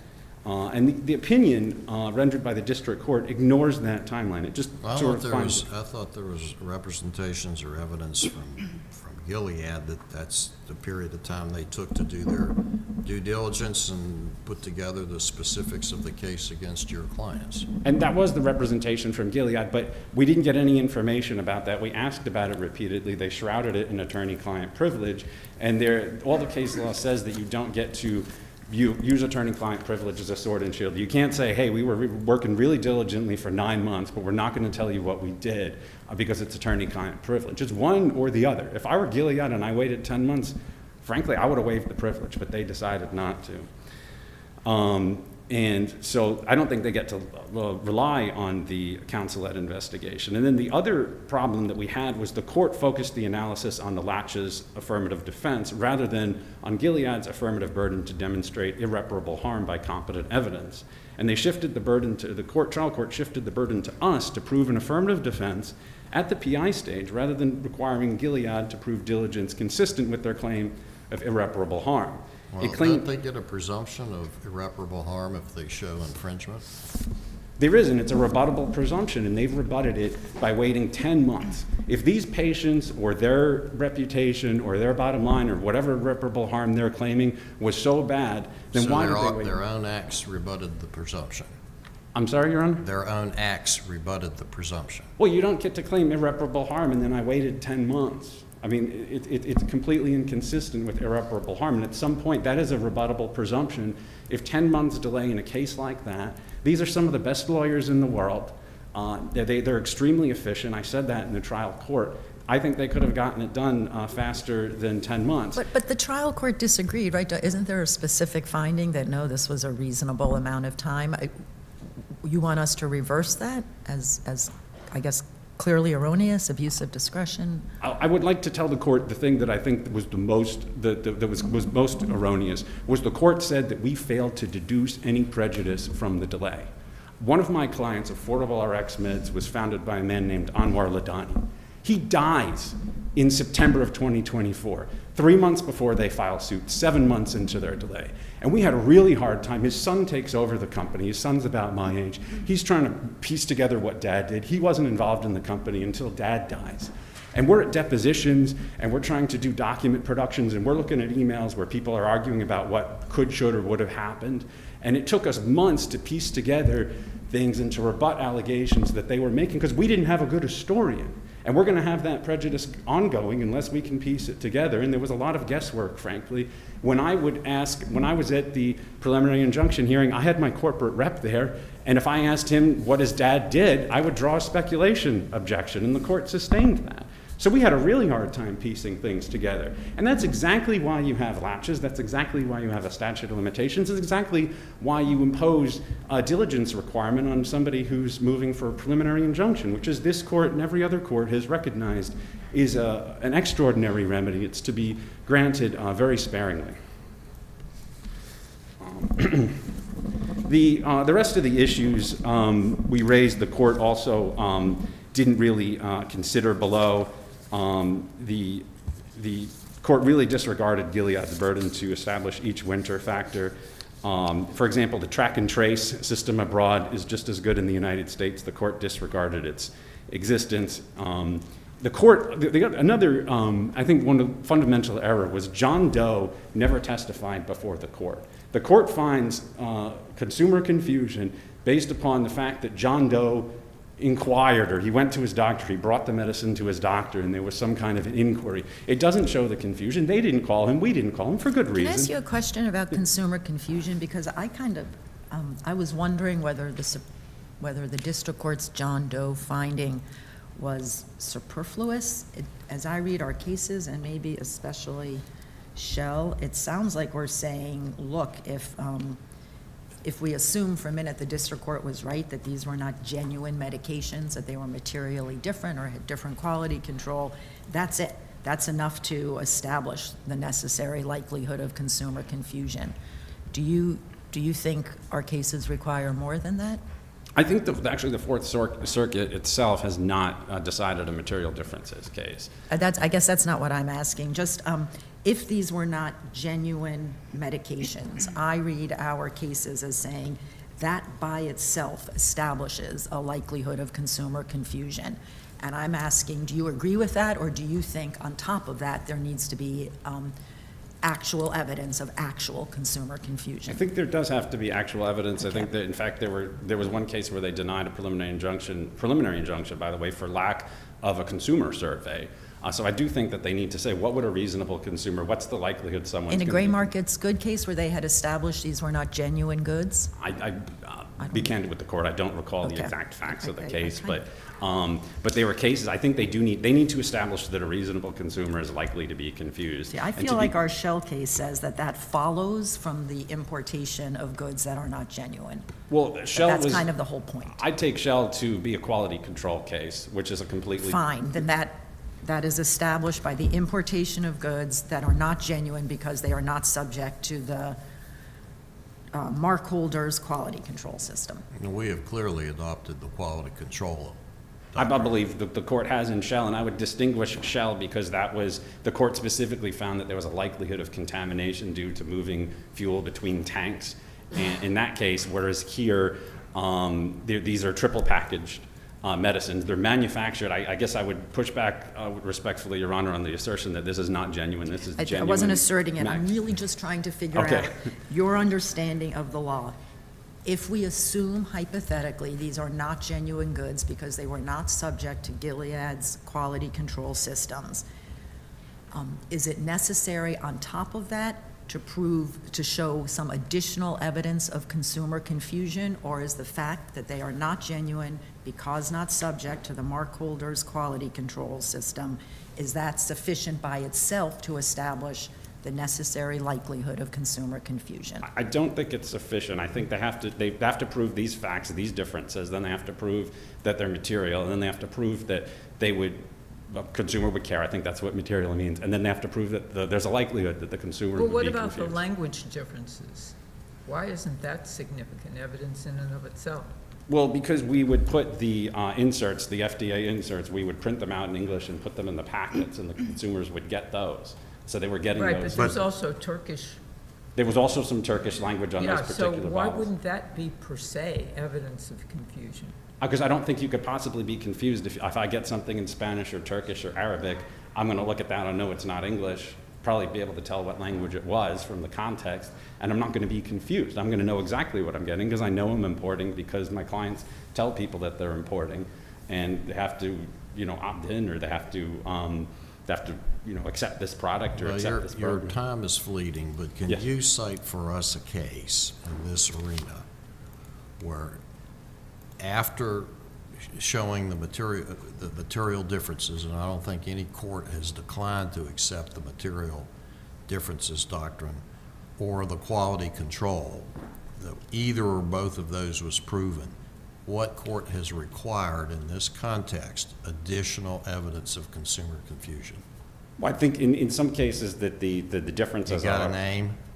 I'm sorry? You got a case name? I think I've cited a string of cases in my brief for where the material differences, it was a gray goods case, if you will, and the court either didn't apply material differences, and there were differences, but they were obvious differences, and therefore there wouldn't be consumer confusion. All right, thank you very much. You've got some rebuttal time. Thank you. If I'm remembering correctly, it's Mr. Hessel. Correct, Your Honor. Thank you. Come on up.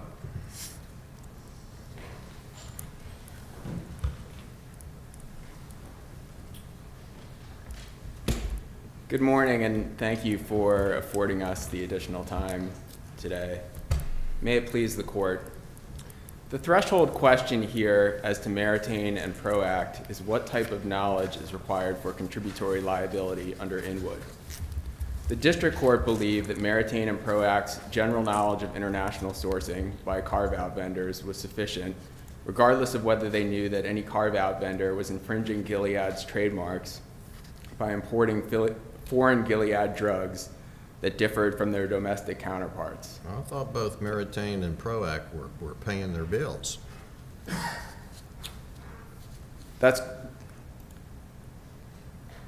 They were paying invoices that were sent to them from vendors that were engaged in international sourcing, but that didn't put them on notice of trademark infringement, either as a legal matter or a factual matter. So, Just so I understand what you're saying, I think what you just said, legal or factual matter, made me realize I'm not sure I understand exactly your point. Is it that you're saying, in addition to knowing about the international sourcing, they had to know that these were not genuine Gilead products, that there was a material difference?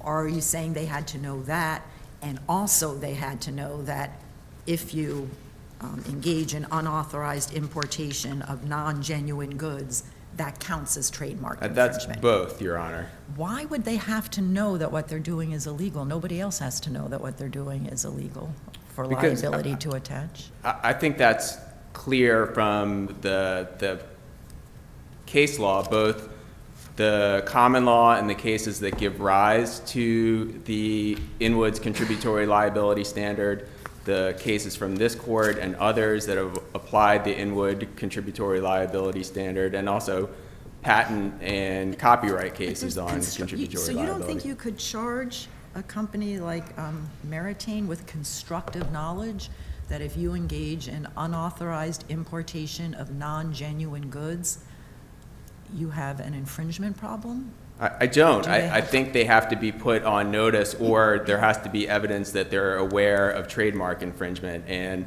I think this comes from the common law, number one, from the common law on which contributory liability is based, under which, in order to be liable for the tortious conduct of another, a person had to know that the other person was committing a tort. And this is reflected in Section 876B of the Second Restatement of Torts, which says that liability for the conduct of another requires that the person know that it was a breach of a duty and that that person provide substantial assistance. What about the information in the record from the Meritain employee who notified the director of pharmacy management that there are grave concerns that we are doing exactly what we said we would not do here? And he replied, that's exactly what it is, an invoice for internationally sourced meds.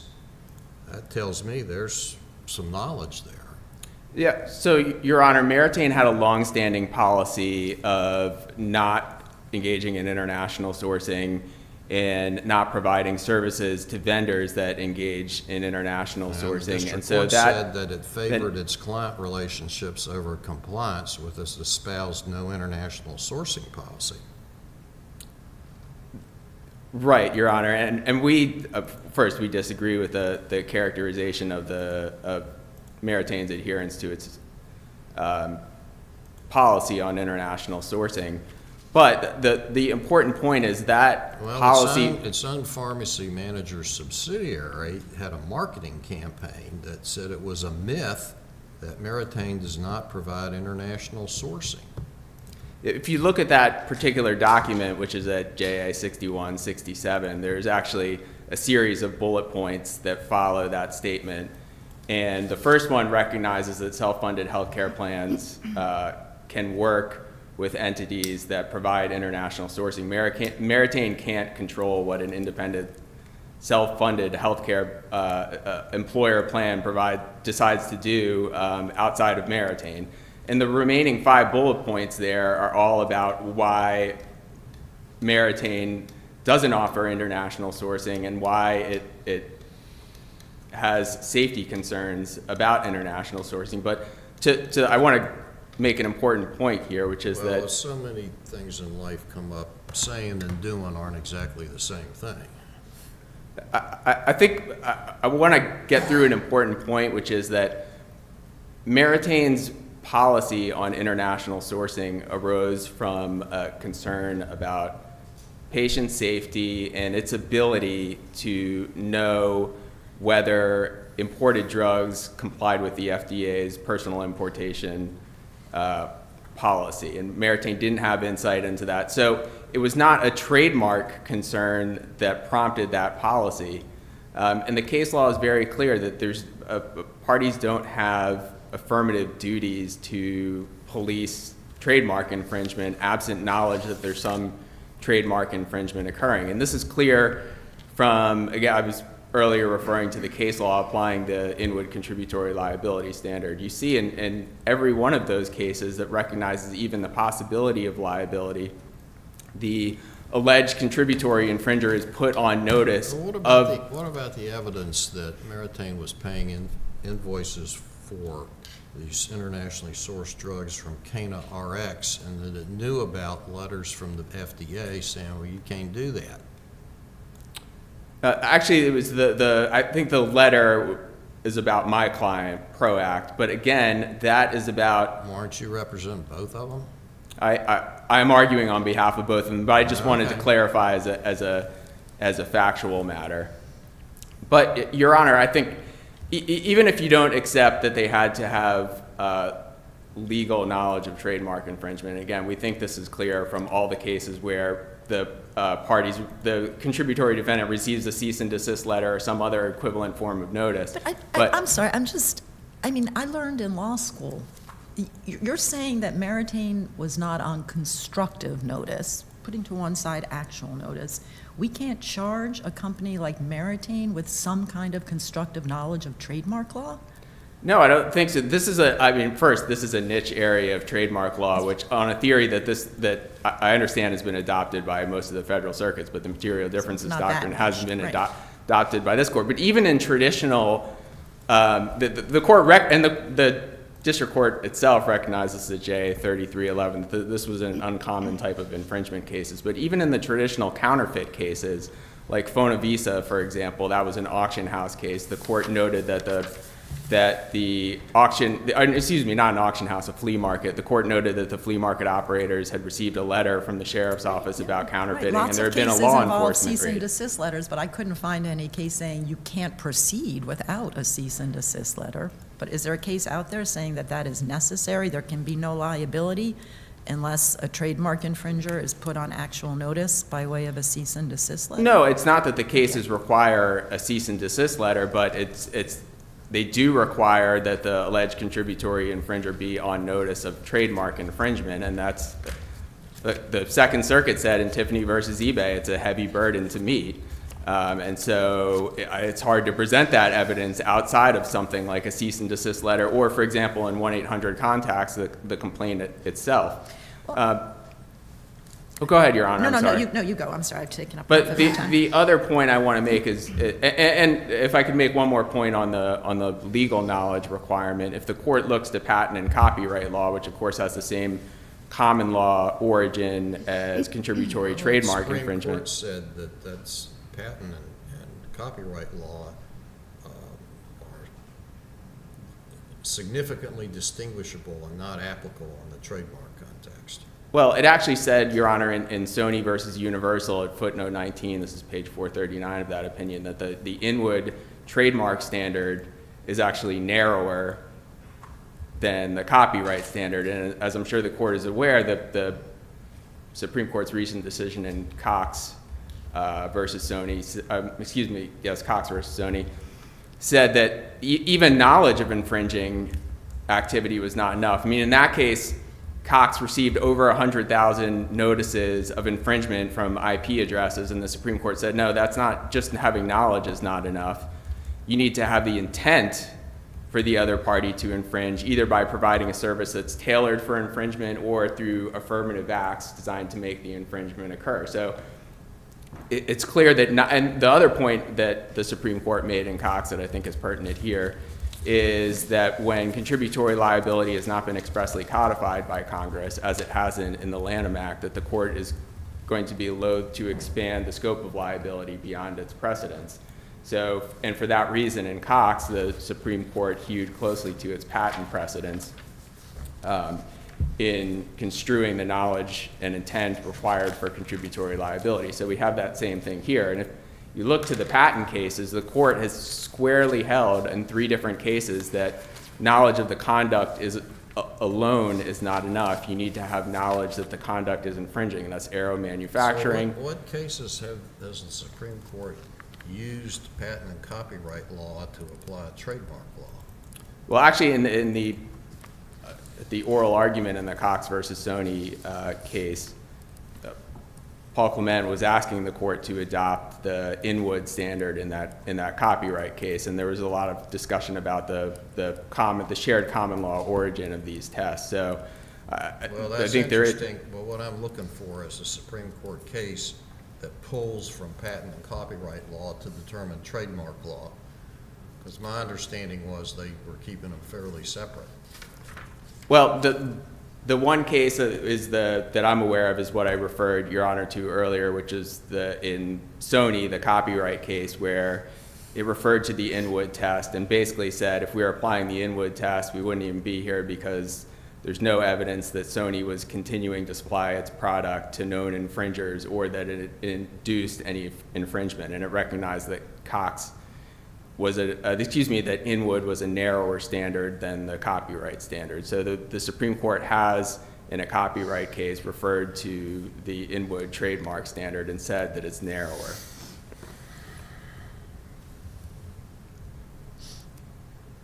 And so, but even if the test is whether we knew as a factual matter that importation of Gilead drugs that differed in packaging and labeling from their domestic counterparts was sufficient, that standard is not met here either. Gilead has presented evidence of only one instance of importation involving a drug with packaging and labeling differences from its domestic counterpart, that being the Biktarvy imported from Turkey, John Doe's Biktarvy. And there's no evidence that Meritain or Proact knew anything about that until this lawsuit was filed. And we wouldn't have any basis to know anything about that or any other instance of international importation because neither Meritain nor Proact are involved in international importation. That's not part of the services they offer. They have no visibility. Where did RX Valet and Affordable RX get their patient information from so as to make the decision? I guess it was actually Proact that rejected John Doe at the pharmacy, and Proact then supplied further information to RX Valet. And didn't Meritain supply the information to Proact about the client, about the patient, so that the computer would know that when he shows up with the prescription for whatever this drug is, that he couldn't get it filled with the American-made drug, that he had to go through this alternative route? Weren't they supplying the information to make that decision? Yeah, and if I could address that, and it goes to another argument we have, which is that Gilead hasn't shown that we have control and monitoring over the means of infringement. The way this data stream works is Why do you need that? What's that? Why do you need that control? Because as a service provider, if you don't have some additional limit on liability, you could loop in as contributory infringers all manner of service providers. I mean, the power company provides a service to the direct infringer. Right, but where do you get from Inwood this direct control argument? Well, Inwood does not have that requirement. That's something courts, in particular the Ninth Circuit, has adopted, again, to impose some limits on liability when you're dealing with a service provider, because Inwood specifically dealt with a product. You had 2 cases, one from the 7th and one from the 9th I'm aware of, that in a flea market context, they looked to the restatement of torts to apply landlord-tenant law, which had within it a control element. And then you have these other couple of Ninth Circuit cases that to me just seemed like to pull the direct control element not from Inwood but out of thin air. And I just don't see the connection to Inwood which is our lodestar in this area, to any type of a direct control argument. Right, but I think the reason you have to have that additional element that Inwood doesn't have is because Inwood is a product case, right? It was a generic manufacturer, drug manufacturer, providing the product to I pharmacists, mean, which were then, what difference does that make in services? as I mentioned earlier, Your Honor, if it's just that you provide a service to the direct infringer and you have knowledge of the infringement, you could loop in all kinds of service providers and make them liable. And I think this is what the court was dealing with in Cox. Again, you can't, just because you provide internet service and you know someone is infringing, that can't be a basis for liability. There has to be some additional limitation. And so the two bases that the district court found over which we had control of the means of infringement, providing patient eligibility data, that's just like the routine routing services at issue in Lockheed. The payment of invoices, that's Perfect 10 is exactly on point with that. The infringement has already occurred at that point. The invoices don't give us any information about the infringing medications, and the clients can and do pay the invoices directly. So even if we paid no invoices whatsoever, the direct infringers could still be paid. All right, I thank see you very that I'm out much. of time. You've got some rebuttal time. So now we'll hear from Mr. Waters.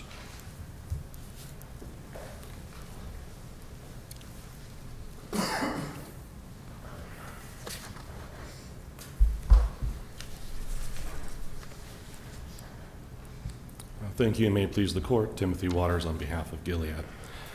There's a lot of issues that have been raised on appeal. I'm very happy to take the court's direction. I can respond to a handful of issues that were raised by my colleagues. One, just a factual point. John Doe did not receive English language instructions with his Turkish Biktarvy. The quartet's point on that is that Pharmacy Checker, the website that they use to make the standards, they say, for the pharmacies they use to import the medicine, is supposed to require them to insert these English language inserts. I don't think it matters because it's still materially different, but John Doe didn't receive the English language inserts, and in fact, no defendant in this case had any idea where John Doe got his Biktarvy from, because it was bounced from provider to provider to provider to finally a random Turkish pharmacy that mailed this medicine directly to John Doe's home. So the idea that there's somehow, it can be cured by printing out of English instructions is just contrary to the facts of this case. Now, this case is about Americans who get their health insurance through their jobs. And they go to a pharmacy like John Doe did. They try to get their Biktarvy filled, as they do every month, because they need this medicine to stay alive, and they need to take it every month to stay alive. And then they're told your insurance isn't going to pay for this. Call ProAct. ProAct says you have a choice. You can pay full price as if you had no insurance at all, or you can call RX Valet. So when a John Doe goes to the pharmacy with his prescription for this, and he's told you have to call ProAct, how does the pharmacy get that information to tell them that? ProAct, using the information, ProAct and also Meritain when it acts as a PBM, because Meritain plays both roles, the administrator and the PBM. So the PBM, in this case with John Doe, ProAct. Meritain was not the actual PBM for this John Doe. Not for John Doe, it was the administrator. So Meritain had what it called the source of truth feed, the information that you need to be able to identify this patient on this insurance plan. That was provided, that Meritain provides that to ProAct directly. ProAct, using that information, flips a switch for anyone on John Doe's plan. For Biktarvy specifically, for Genvoya specifically, my client's drugs, if someone comes in and tries to fill this prescription at a U.S. pharmacy, deny it. And that information comes from ProAct, and identifying the patient where that flip has been switched, that's the source of truth feed that comes from Meritain. And then when John Doe was told, you can't get your life-saving medicine, your insurance not covering it, he called ProAct as instructed. The record shows that if the patient isn't called, ProAct reaches out directly. And then there is a direct referral to a illegal importation vendor. In this case, it was RX Valet. So does Meritain have information in its records that it would know that John Doe's employer has carved out this drug from its normal plan. Absolutely. So there's a few levels of knowledge here. First of all, Meritain at one point stopped working with ProAct because it knew ProAct was illegally importing drugs, and then it let him back in. But also there's record evidence of Meritain receiving and paying invoices that say Gilead branded drug, international, and even, look, the price of this drug is half the price, less than half the price of an authentic US drug. And the district court found that they paid those invoices knowingly and intentionally and repeatedly, and they did it as a client service in order not to lose those clients. And you have to remember, this is a medicine that you have to take to stay alive every month. And so if you have someone who's filling their Biktarvy once and you're paying the invoice for that international Biktarvy once, you're going to be paying it again and paying it again and paying it again, because these are, by design, maintenance medications. ProAct advertises that the way you participate in our program is it's a maintenance medication, meaning it doesn't cure you, you have to keep taking it. There's no generic version of that medicine available, and you'll get it sent to you in the mail internationally. So if you even have just one invoice, and the district court said the totality of the evidence shows they did this over and over repeatedly for specific clients, if you're paying one invoice, you know you're going to be paying the next one. And there are actually specific findings in the record of Meritain's getting caught doing this, and they said, well, we're in the middle of a plan year, we don't want to disrupt the client, we're going to keep doing it. So they absolutely had specific knowledge of specific acts of infringement. The invoice right there said international Biktarvy. And as the record shows, Meritain advertised to its own clients the material differences between international and domestic branded drugs.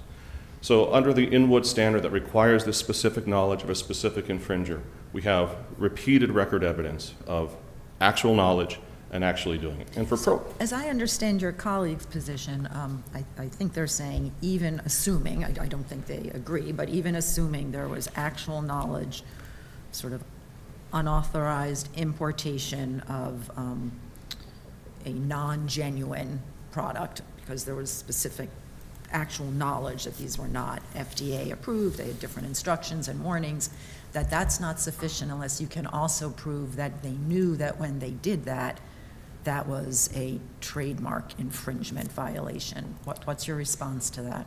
I have a number of responses to that. I'll start general and try to get more specific. As an example, Bryan versus U.S., 524 U.S. 184. That's the Supreme Court addressing very narrow circumstances that are exceptions to, quote, the traditional rule that ignorance of the law is no excuse, and that require the defendant to have knowledge of the law. These are complex tax cases, financial cases. Obviously, just as a baseline rule, generally ignorance of the law is not an excuse. I would say this court's decision in Georgia Pacific, which is your first pronouncement on contributory trademark liability. That case, this court was very specific. This is the analytical journey you go on for contributory infringement. The first stop is Inwood Labs. That case was the branded paper towel case, you may remember it, Judge Keenan, where the plaintiff had a branded paper towel dispenser. The defendant made generic towels to be inserted into that dispenser.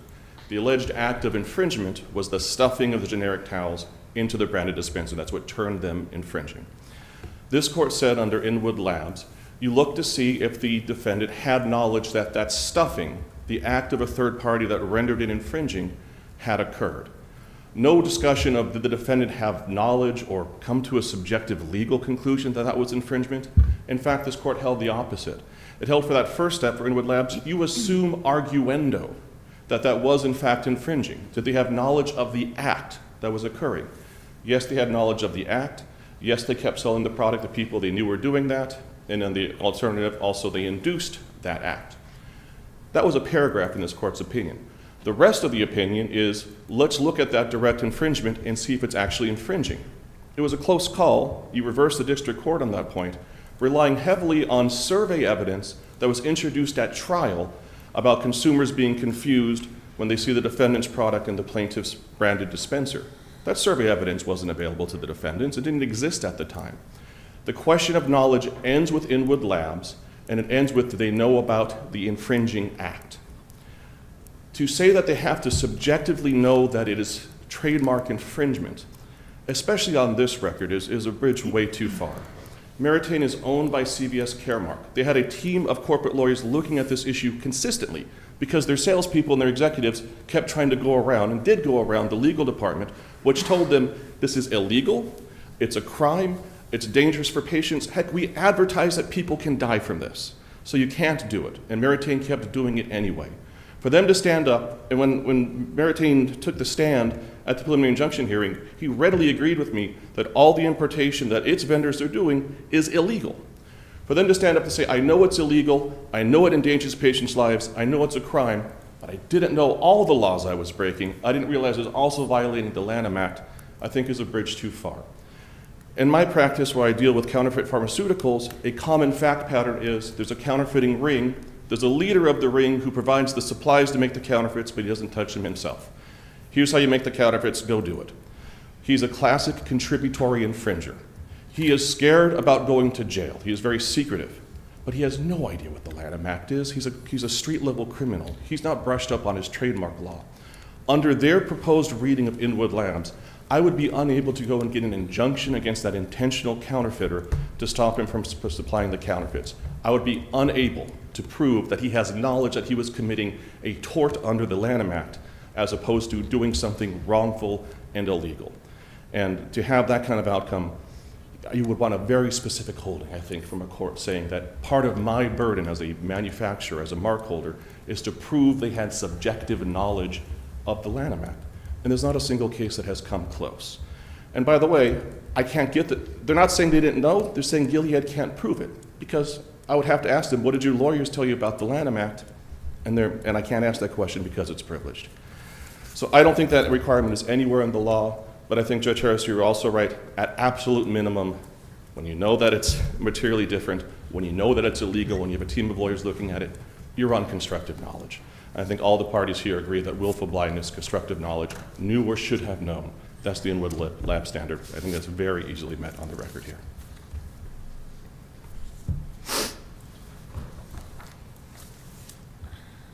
Point out some other facts. ProAct actively partners with this company, CanRx. It has advertisements that are in the record that refer to it as ProAct's International Importation Program. ProAct actually worked with CanRx to develop its formulary, meaning these are the drugs that are going to be rejected at the point of sale, and you have to get them, if you want insurance to pay for it, you have to get them from the importation companies. And both Meritain and ProAct were found to have advertised to their clients that you can get your drugs through illegal importation programs, and to have actively referred their clients to their preferred illegal importation vendors. And that Is CanRx the one that got the letter from the FDA? That's correct, Your Honor. And both ProAct and Meritain said that they knew about that letter, had read it. And again, that letter listed many of the material differences and named specifically Gilead HIV medicine as among the medicines that are dangerous to import and that are materially different from the domestic versions. And so they clearly had the knowledge of the material differences. They were targeting Gilead drugs specifically. They're getting invoices that listed the brand names of Gilead drugs. And the district court made repeated findings that this was an intentional system by them in order to try to get insurance companies to buy and pay for these illegally imported drugs rather than paying the full price for authentic domestic drugs. I'll also point out that in terms of Cox Communications, that inducement standard, did you refer someone? Did you advertise the infringing use? That was left untouched by the court. So while I agree with Your Honor that in Sony the court made very clear copyright and patent have this historic kinship, they're both limited government monopolies to protect the original works of authors or inventors. The court said we've always held that there is no such kinship between copyright and trademark. It gave a string cite in footnote 19. And so it said we are not going to look to Inwood Labs to determine what the contributory infringement standards should be for copyright, and we're not going to revise Inwood Labs. They are definitely on separate tracks. And Inwood Labs, again, has always required that specific knowledge of a specific infringer, and the district court found that here in spades. On the personal jurisdiction issue, just to raise a couple of points there, I do think the district court in making specific findings that Mr. Santulli, by virtue of his close supervision of the of the company itself, that he personally supervised and personally ratified the sales of these products, including illegally imported products into Maryland, like John Doe, was sufficient at a prima facie case stage.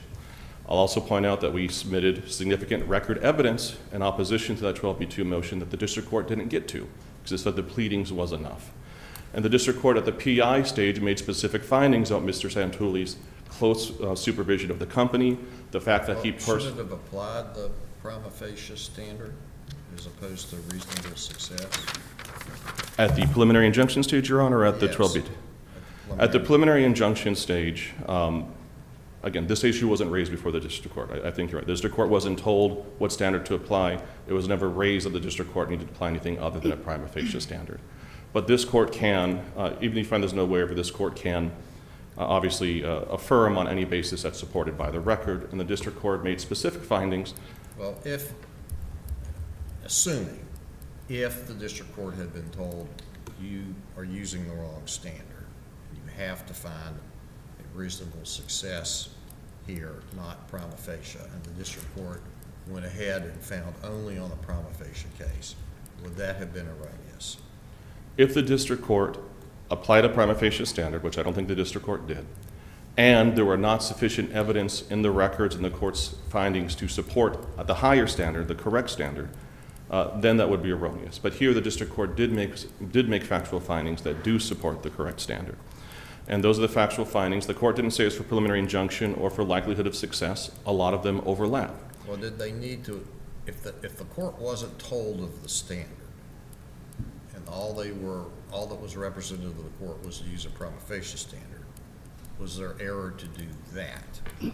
No, Your Honor. As Your Honor pointed out, personal jurisdiction is an eminently waivable offense. If the issue wasn't raised below, I think it's certainly been it's not fair to the district court. It's kind of a gotcha game, and it wouldn't be fair to raise it for the first time on appeal. And I will point out that despite all that, and putting all that aside, the district court made specific findings that Mr. Santulli personally approved all the payments for the internationally imported medicine, including the one that went to John Doe. Mr. Santulli personally signed the contracts, including with the employers that he knew had employees in Maryland that were receiving these drugs. Mr. Santulli held the welcome calls, the onboarding calls where he described the program. And of course, again, this is maintenance medicine you need to take every day to stay alive. So there wasn't a one-off sale to John Doe. The intent was to continue supplying John Doe with the medicine he needs to take every day to stay alive for as long as he's with his employer. And John Doe wasn't the only person in Maryland. So I think we certainly have more than sufficient evidence on a preliminary injunction standard, whichever one applies, to find that he directed activities personally in his personal capacity through the signing of contracts, through the approval of payments, and also through the hiring of a pharmacist who he made sure had licensure in the states he wanted to sell into, including Maryland, because you can't accept prescriptions from a Maryland doctor and send drugs to a Maryland patient unless you have that type of licensure. So I think the findings of the factual court and the record that we put in our briefing is more than sufficient to find, especially at the preliminary injunction stage, that Mr. Santulli purposefully availed himself of Maryland and took personal acts directed at Maryland, consistent with due process and the long-arm statute. On the 12b2 motion, I do just want to put a pin in the idea that obviously that is not normally appealable. I think the argument, so the Supreme Court in the Swint decision said there's two ways in which a normally unappealable decision can be reviewed on an interlocutory basis. One is the inextricably intertwined standard. The other is you can't meaningfully review the normally reviewable opinion unless you bring in the normally non-reviewable opinion. I think that second one clearly does not apply here. This court reviews preliminary injunctions all the time.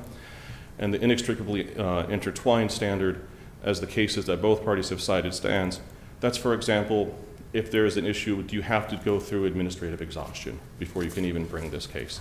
That's going to affect the preliminary injunction. If there's a motion to dismiss on that standard, it's going to be the exact same thing, exact same standard, exact same facts. Same thing with qualified immunity. There's a couple of cases in that context. Here, yes, personal jurisdiction applies at the 12b2 stage and at the PI stage, but it's very different standards and very different facts. The district court didn't even get to the facts outside of the four corners of the complaint. And then by the time it got to the preliminary injunction standard, we'd already had additional testimony, facts that weren't even available to be put into the record for the preliminary injunction. If this court were to find, I don't think it should, but if the court were to find that the district court did not have sufficient facts to meet the preliminary injunction standard for Mr. Santulli, it certainly does not automatically follow that he must be dismissed from the case. That just means the preliminary injunction doesn't apply to him. That doesn't mean that automatically the 12b2 motion was erroneous.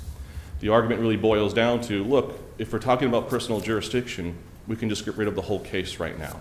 And this court, in the Ruck's opinion, held that type of efficiency or fairness argument does not apply. The Supreme Court has very narrowly constricted what can be reviewed on pending appellate jurisdiction. So, long story short, I don't think this court should touch the 12b2 motion, because I don't think it's properly before this court. If Your Honors have any questions on any other points, I'm happy to address them. I can also march through the brief. Thank you very much. We appreciate your argument.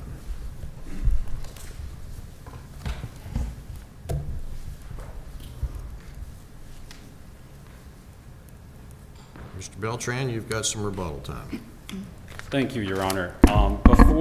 During my opening argument, the court asked me to point out where I pointed out to the court that the court had to find personal jurisdiction, a substantial likelihood of finding personal jurisdiction, and we did. It was in that footnote. The first case cited in that footnote is Weitzman versus Stein. It's a case out of the Second Circuit, and that was the case we cited. And that case says at 659, says on remand, the district court may not enter an injunctive order against Beverly without determining that Weitzman has established at least a reasonable probability of ultimate success on the question of the court's impersonal jurisdiction over Beverly. So we did tell them, because we cited that case, the trial court presumably read that case, and we pointed that out in our brief with a pin site. But I can do one better, Your Honor.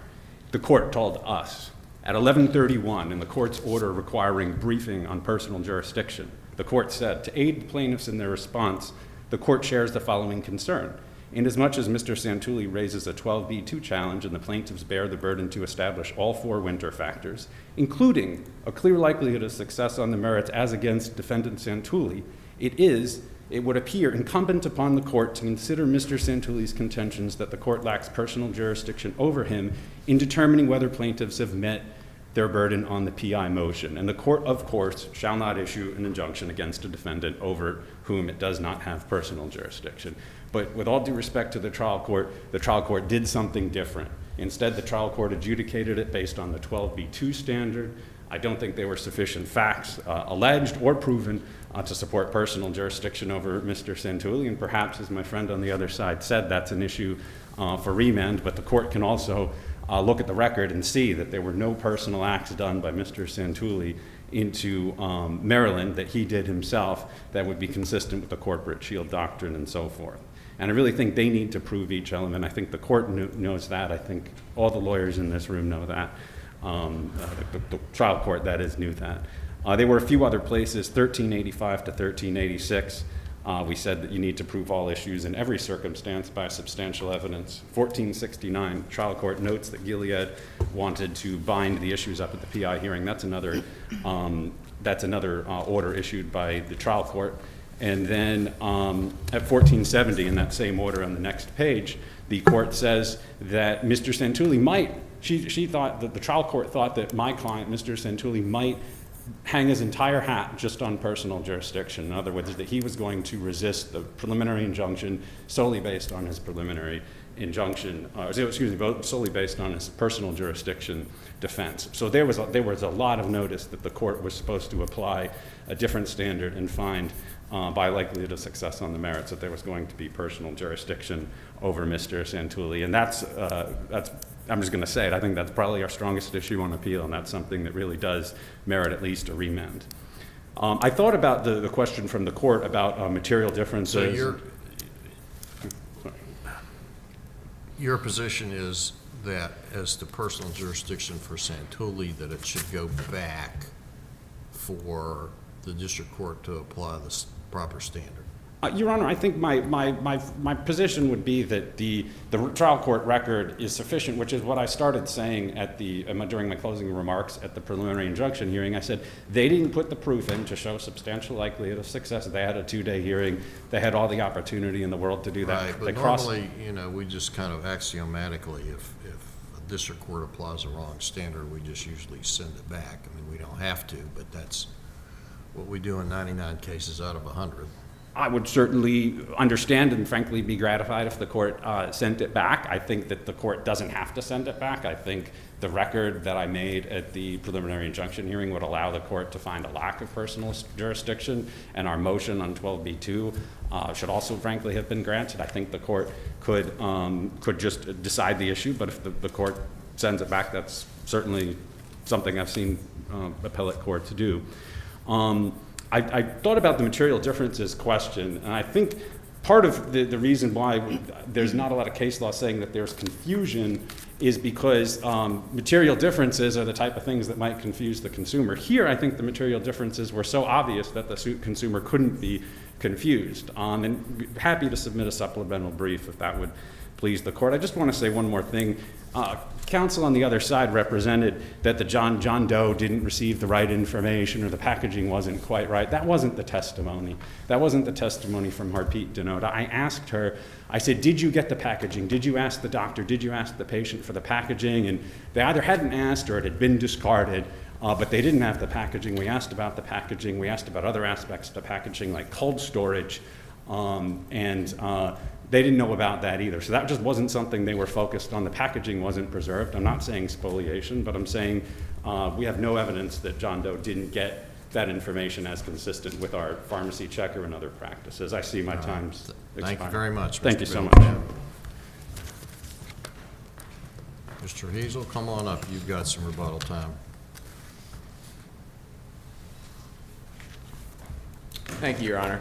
On the knowledge question, I would urge the court to look closely at Tiffany versus eBay, because in that case there was evidence of rampant sales of counterfeit Tiffany merchandise on eBay, and there was evidence that eBay took efforts to stop those counterfeit sales with varying success. And the court said, well, despite that general knowledge of counterfeit sales of Tiffany products wasn't enough to make you eBay contributorily liable. You had to have knowledge of specific counterfeit sales.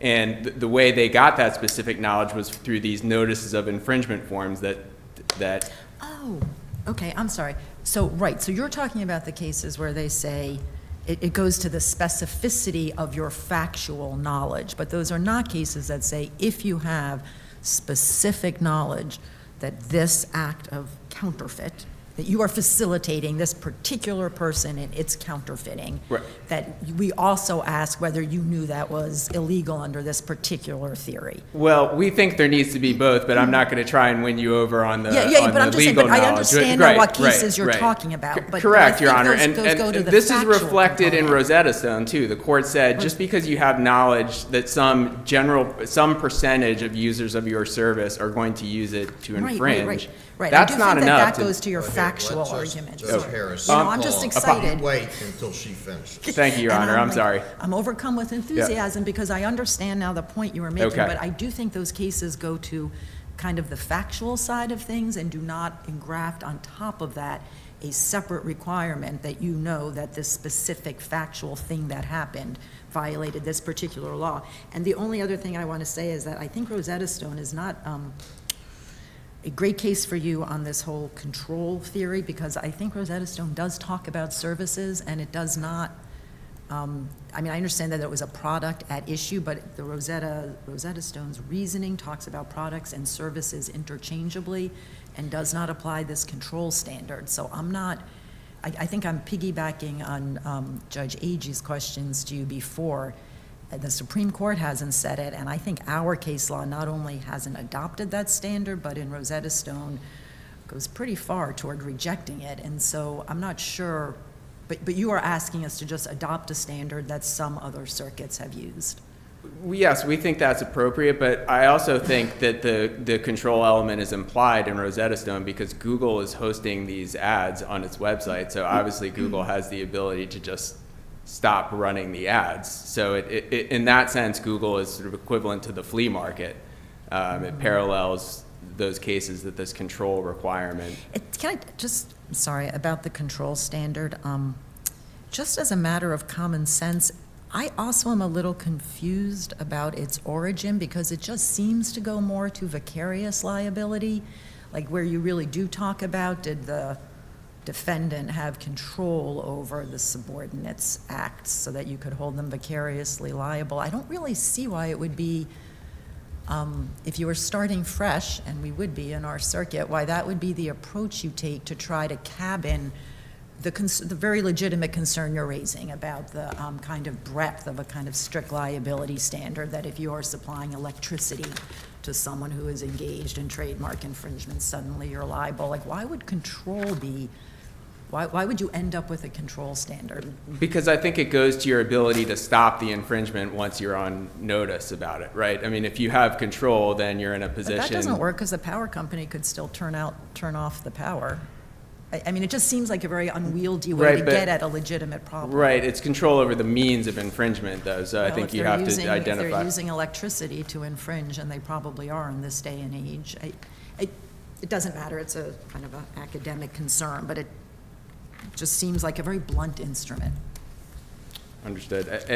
I see my time is running short. I do want to make a few final points, which is that when Meritain and ProAct pay invoices, I want to be clear that they're doing this on behalf of the plan sponsor client, and those invoices can and are at times paid directly by the client. There's also numerous instances of Meritain rejecting invoices for international sourcing consistent with its policy, and some of these are at 1249 through 51, 1259 through 60, 1287 through 88. And Meritain also blocks certain vendors that engage in international sourcing, including RX Valet. As to our client, there's testimony at 2634 that even though they don't see or handle the packaging of any drugs and therefore aren't in a position to evaluate material differences, his understanding was that all these drugs were came from tier 1 countries and original U.S. manufactured packaging. If I could just make one final point, I see my time is up. I think the danger here is that if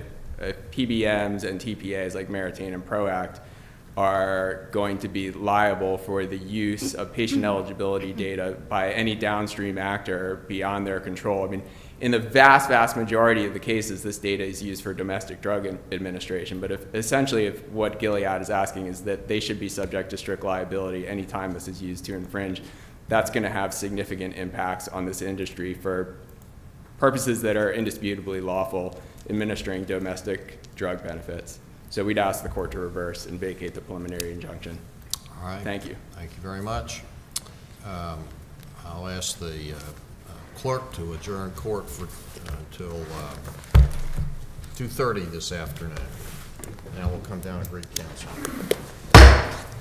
This honorable court stands adjourned until this afternoon. God save the United States and this honorable court.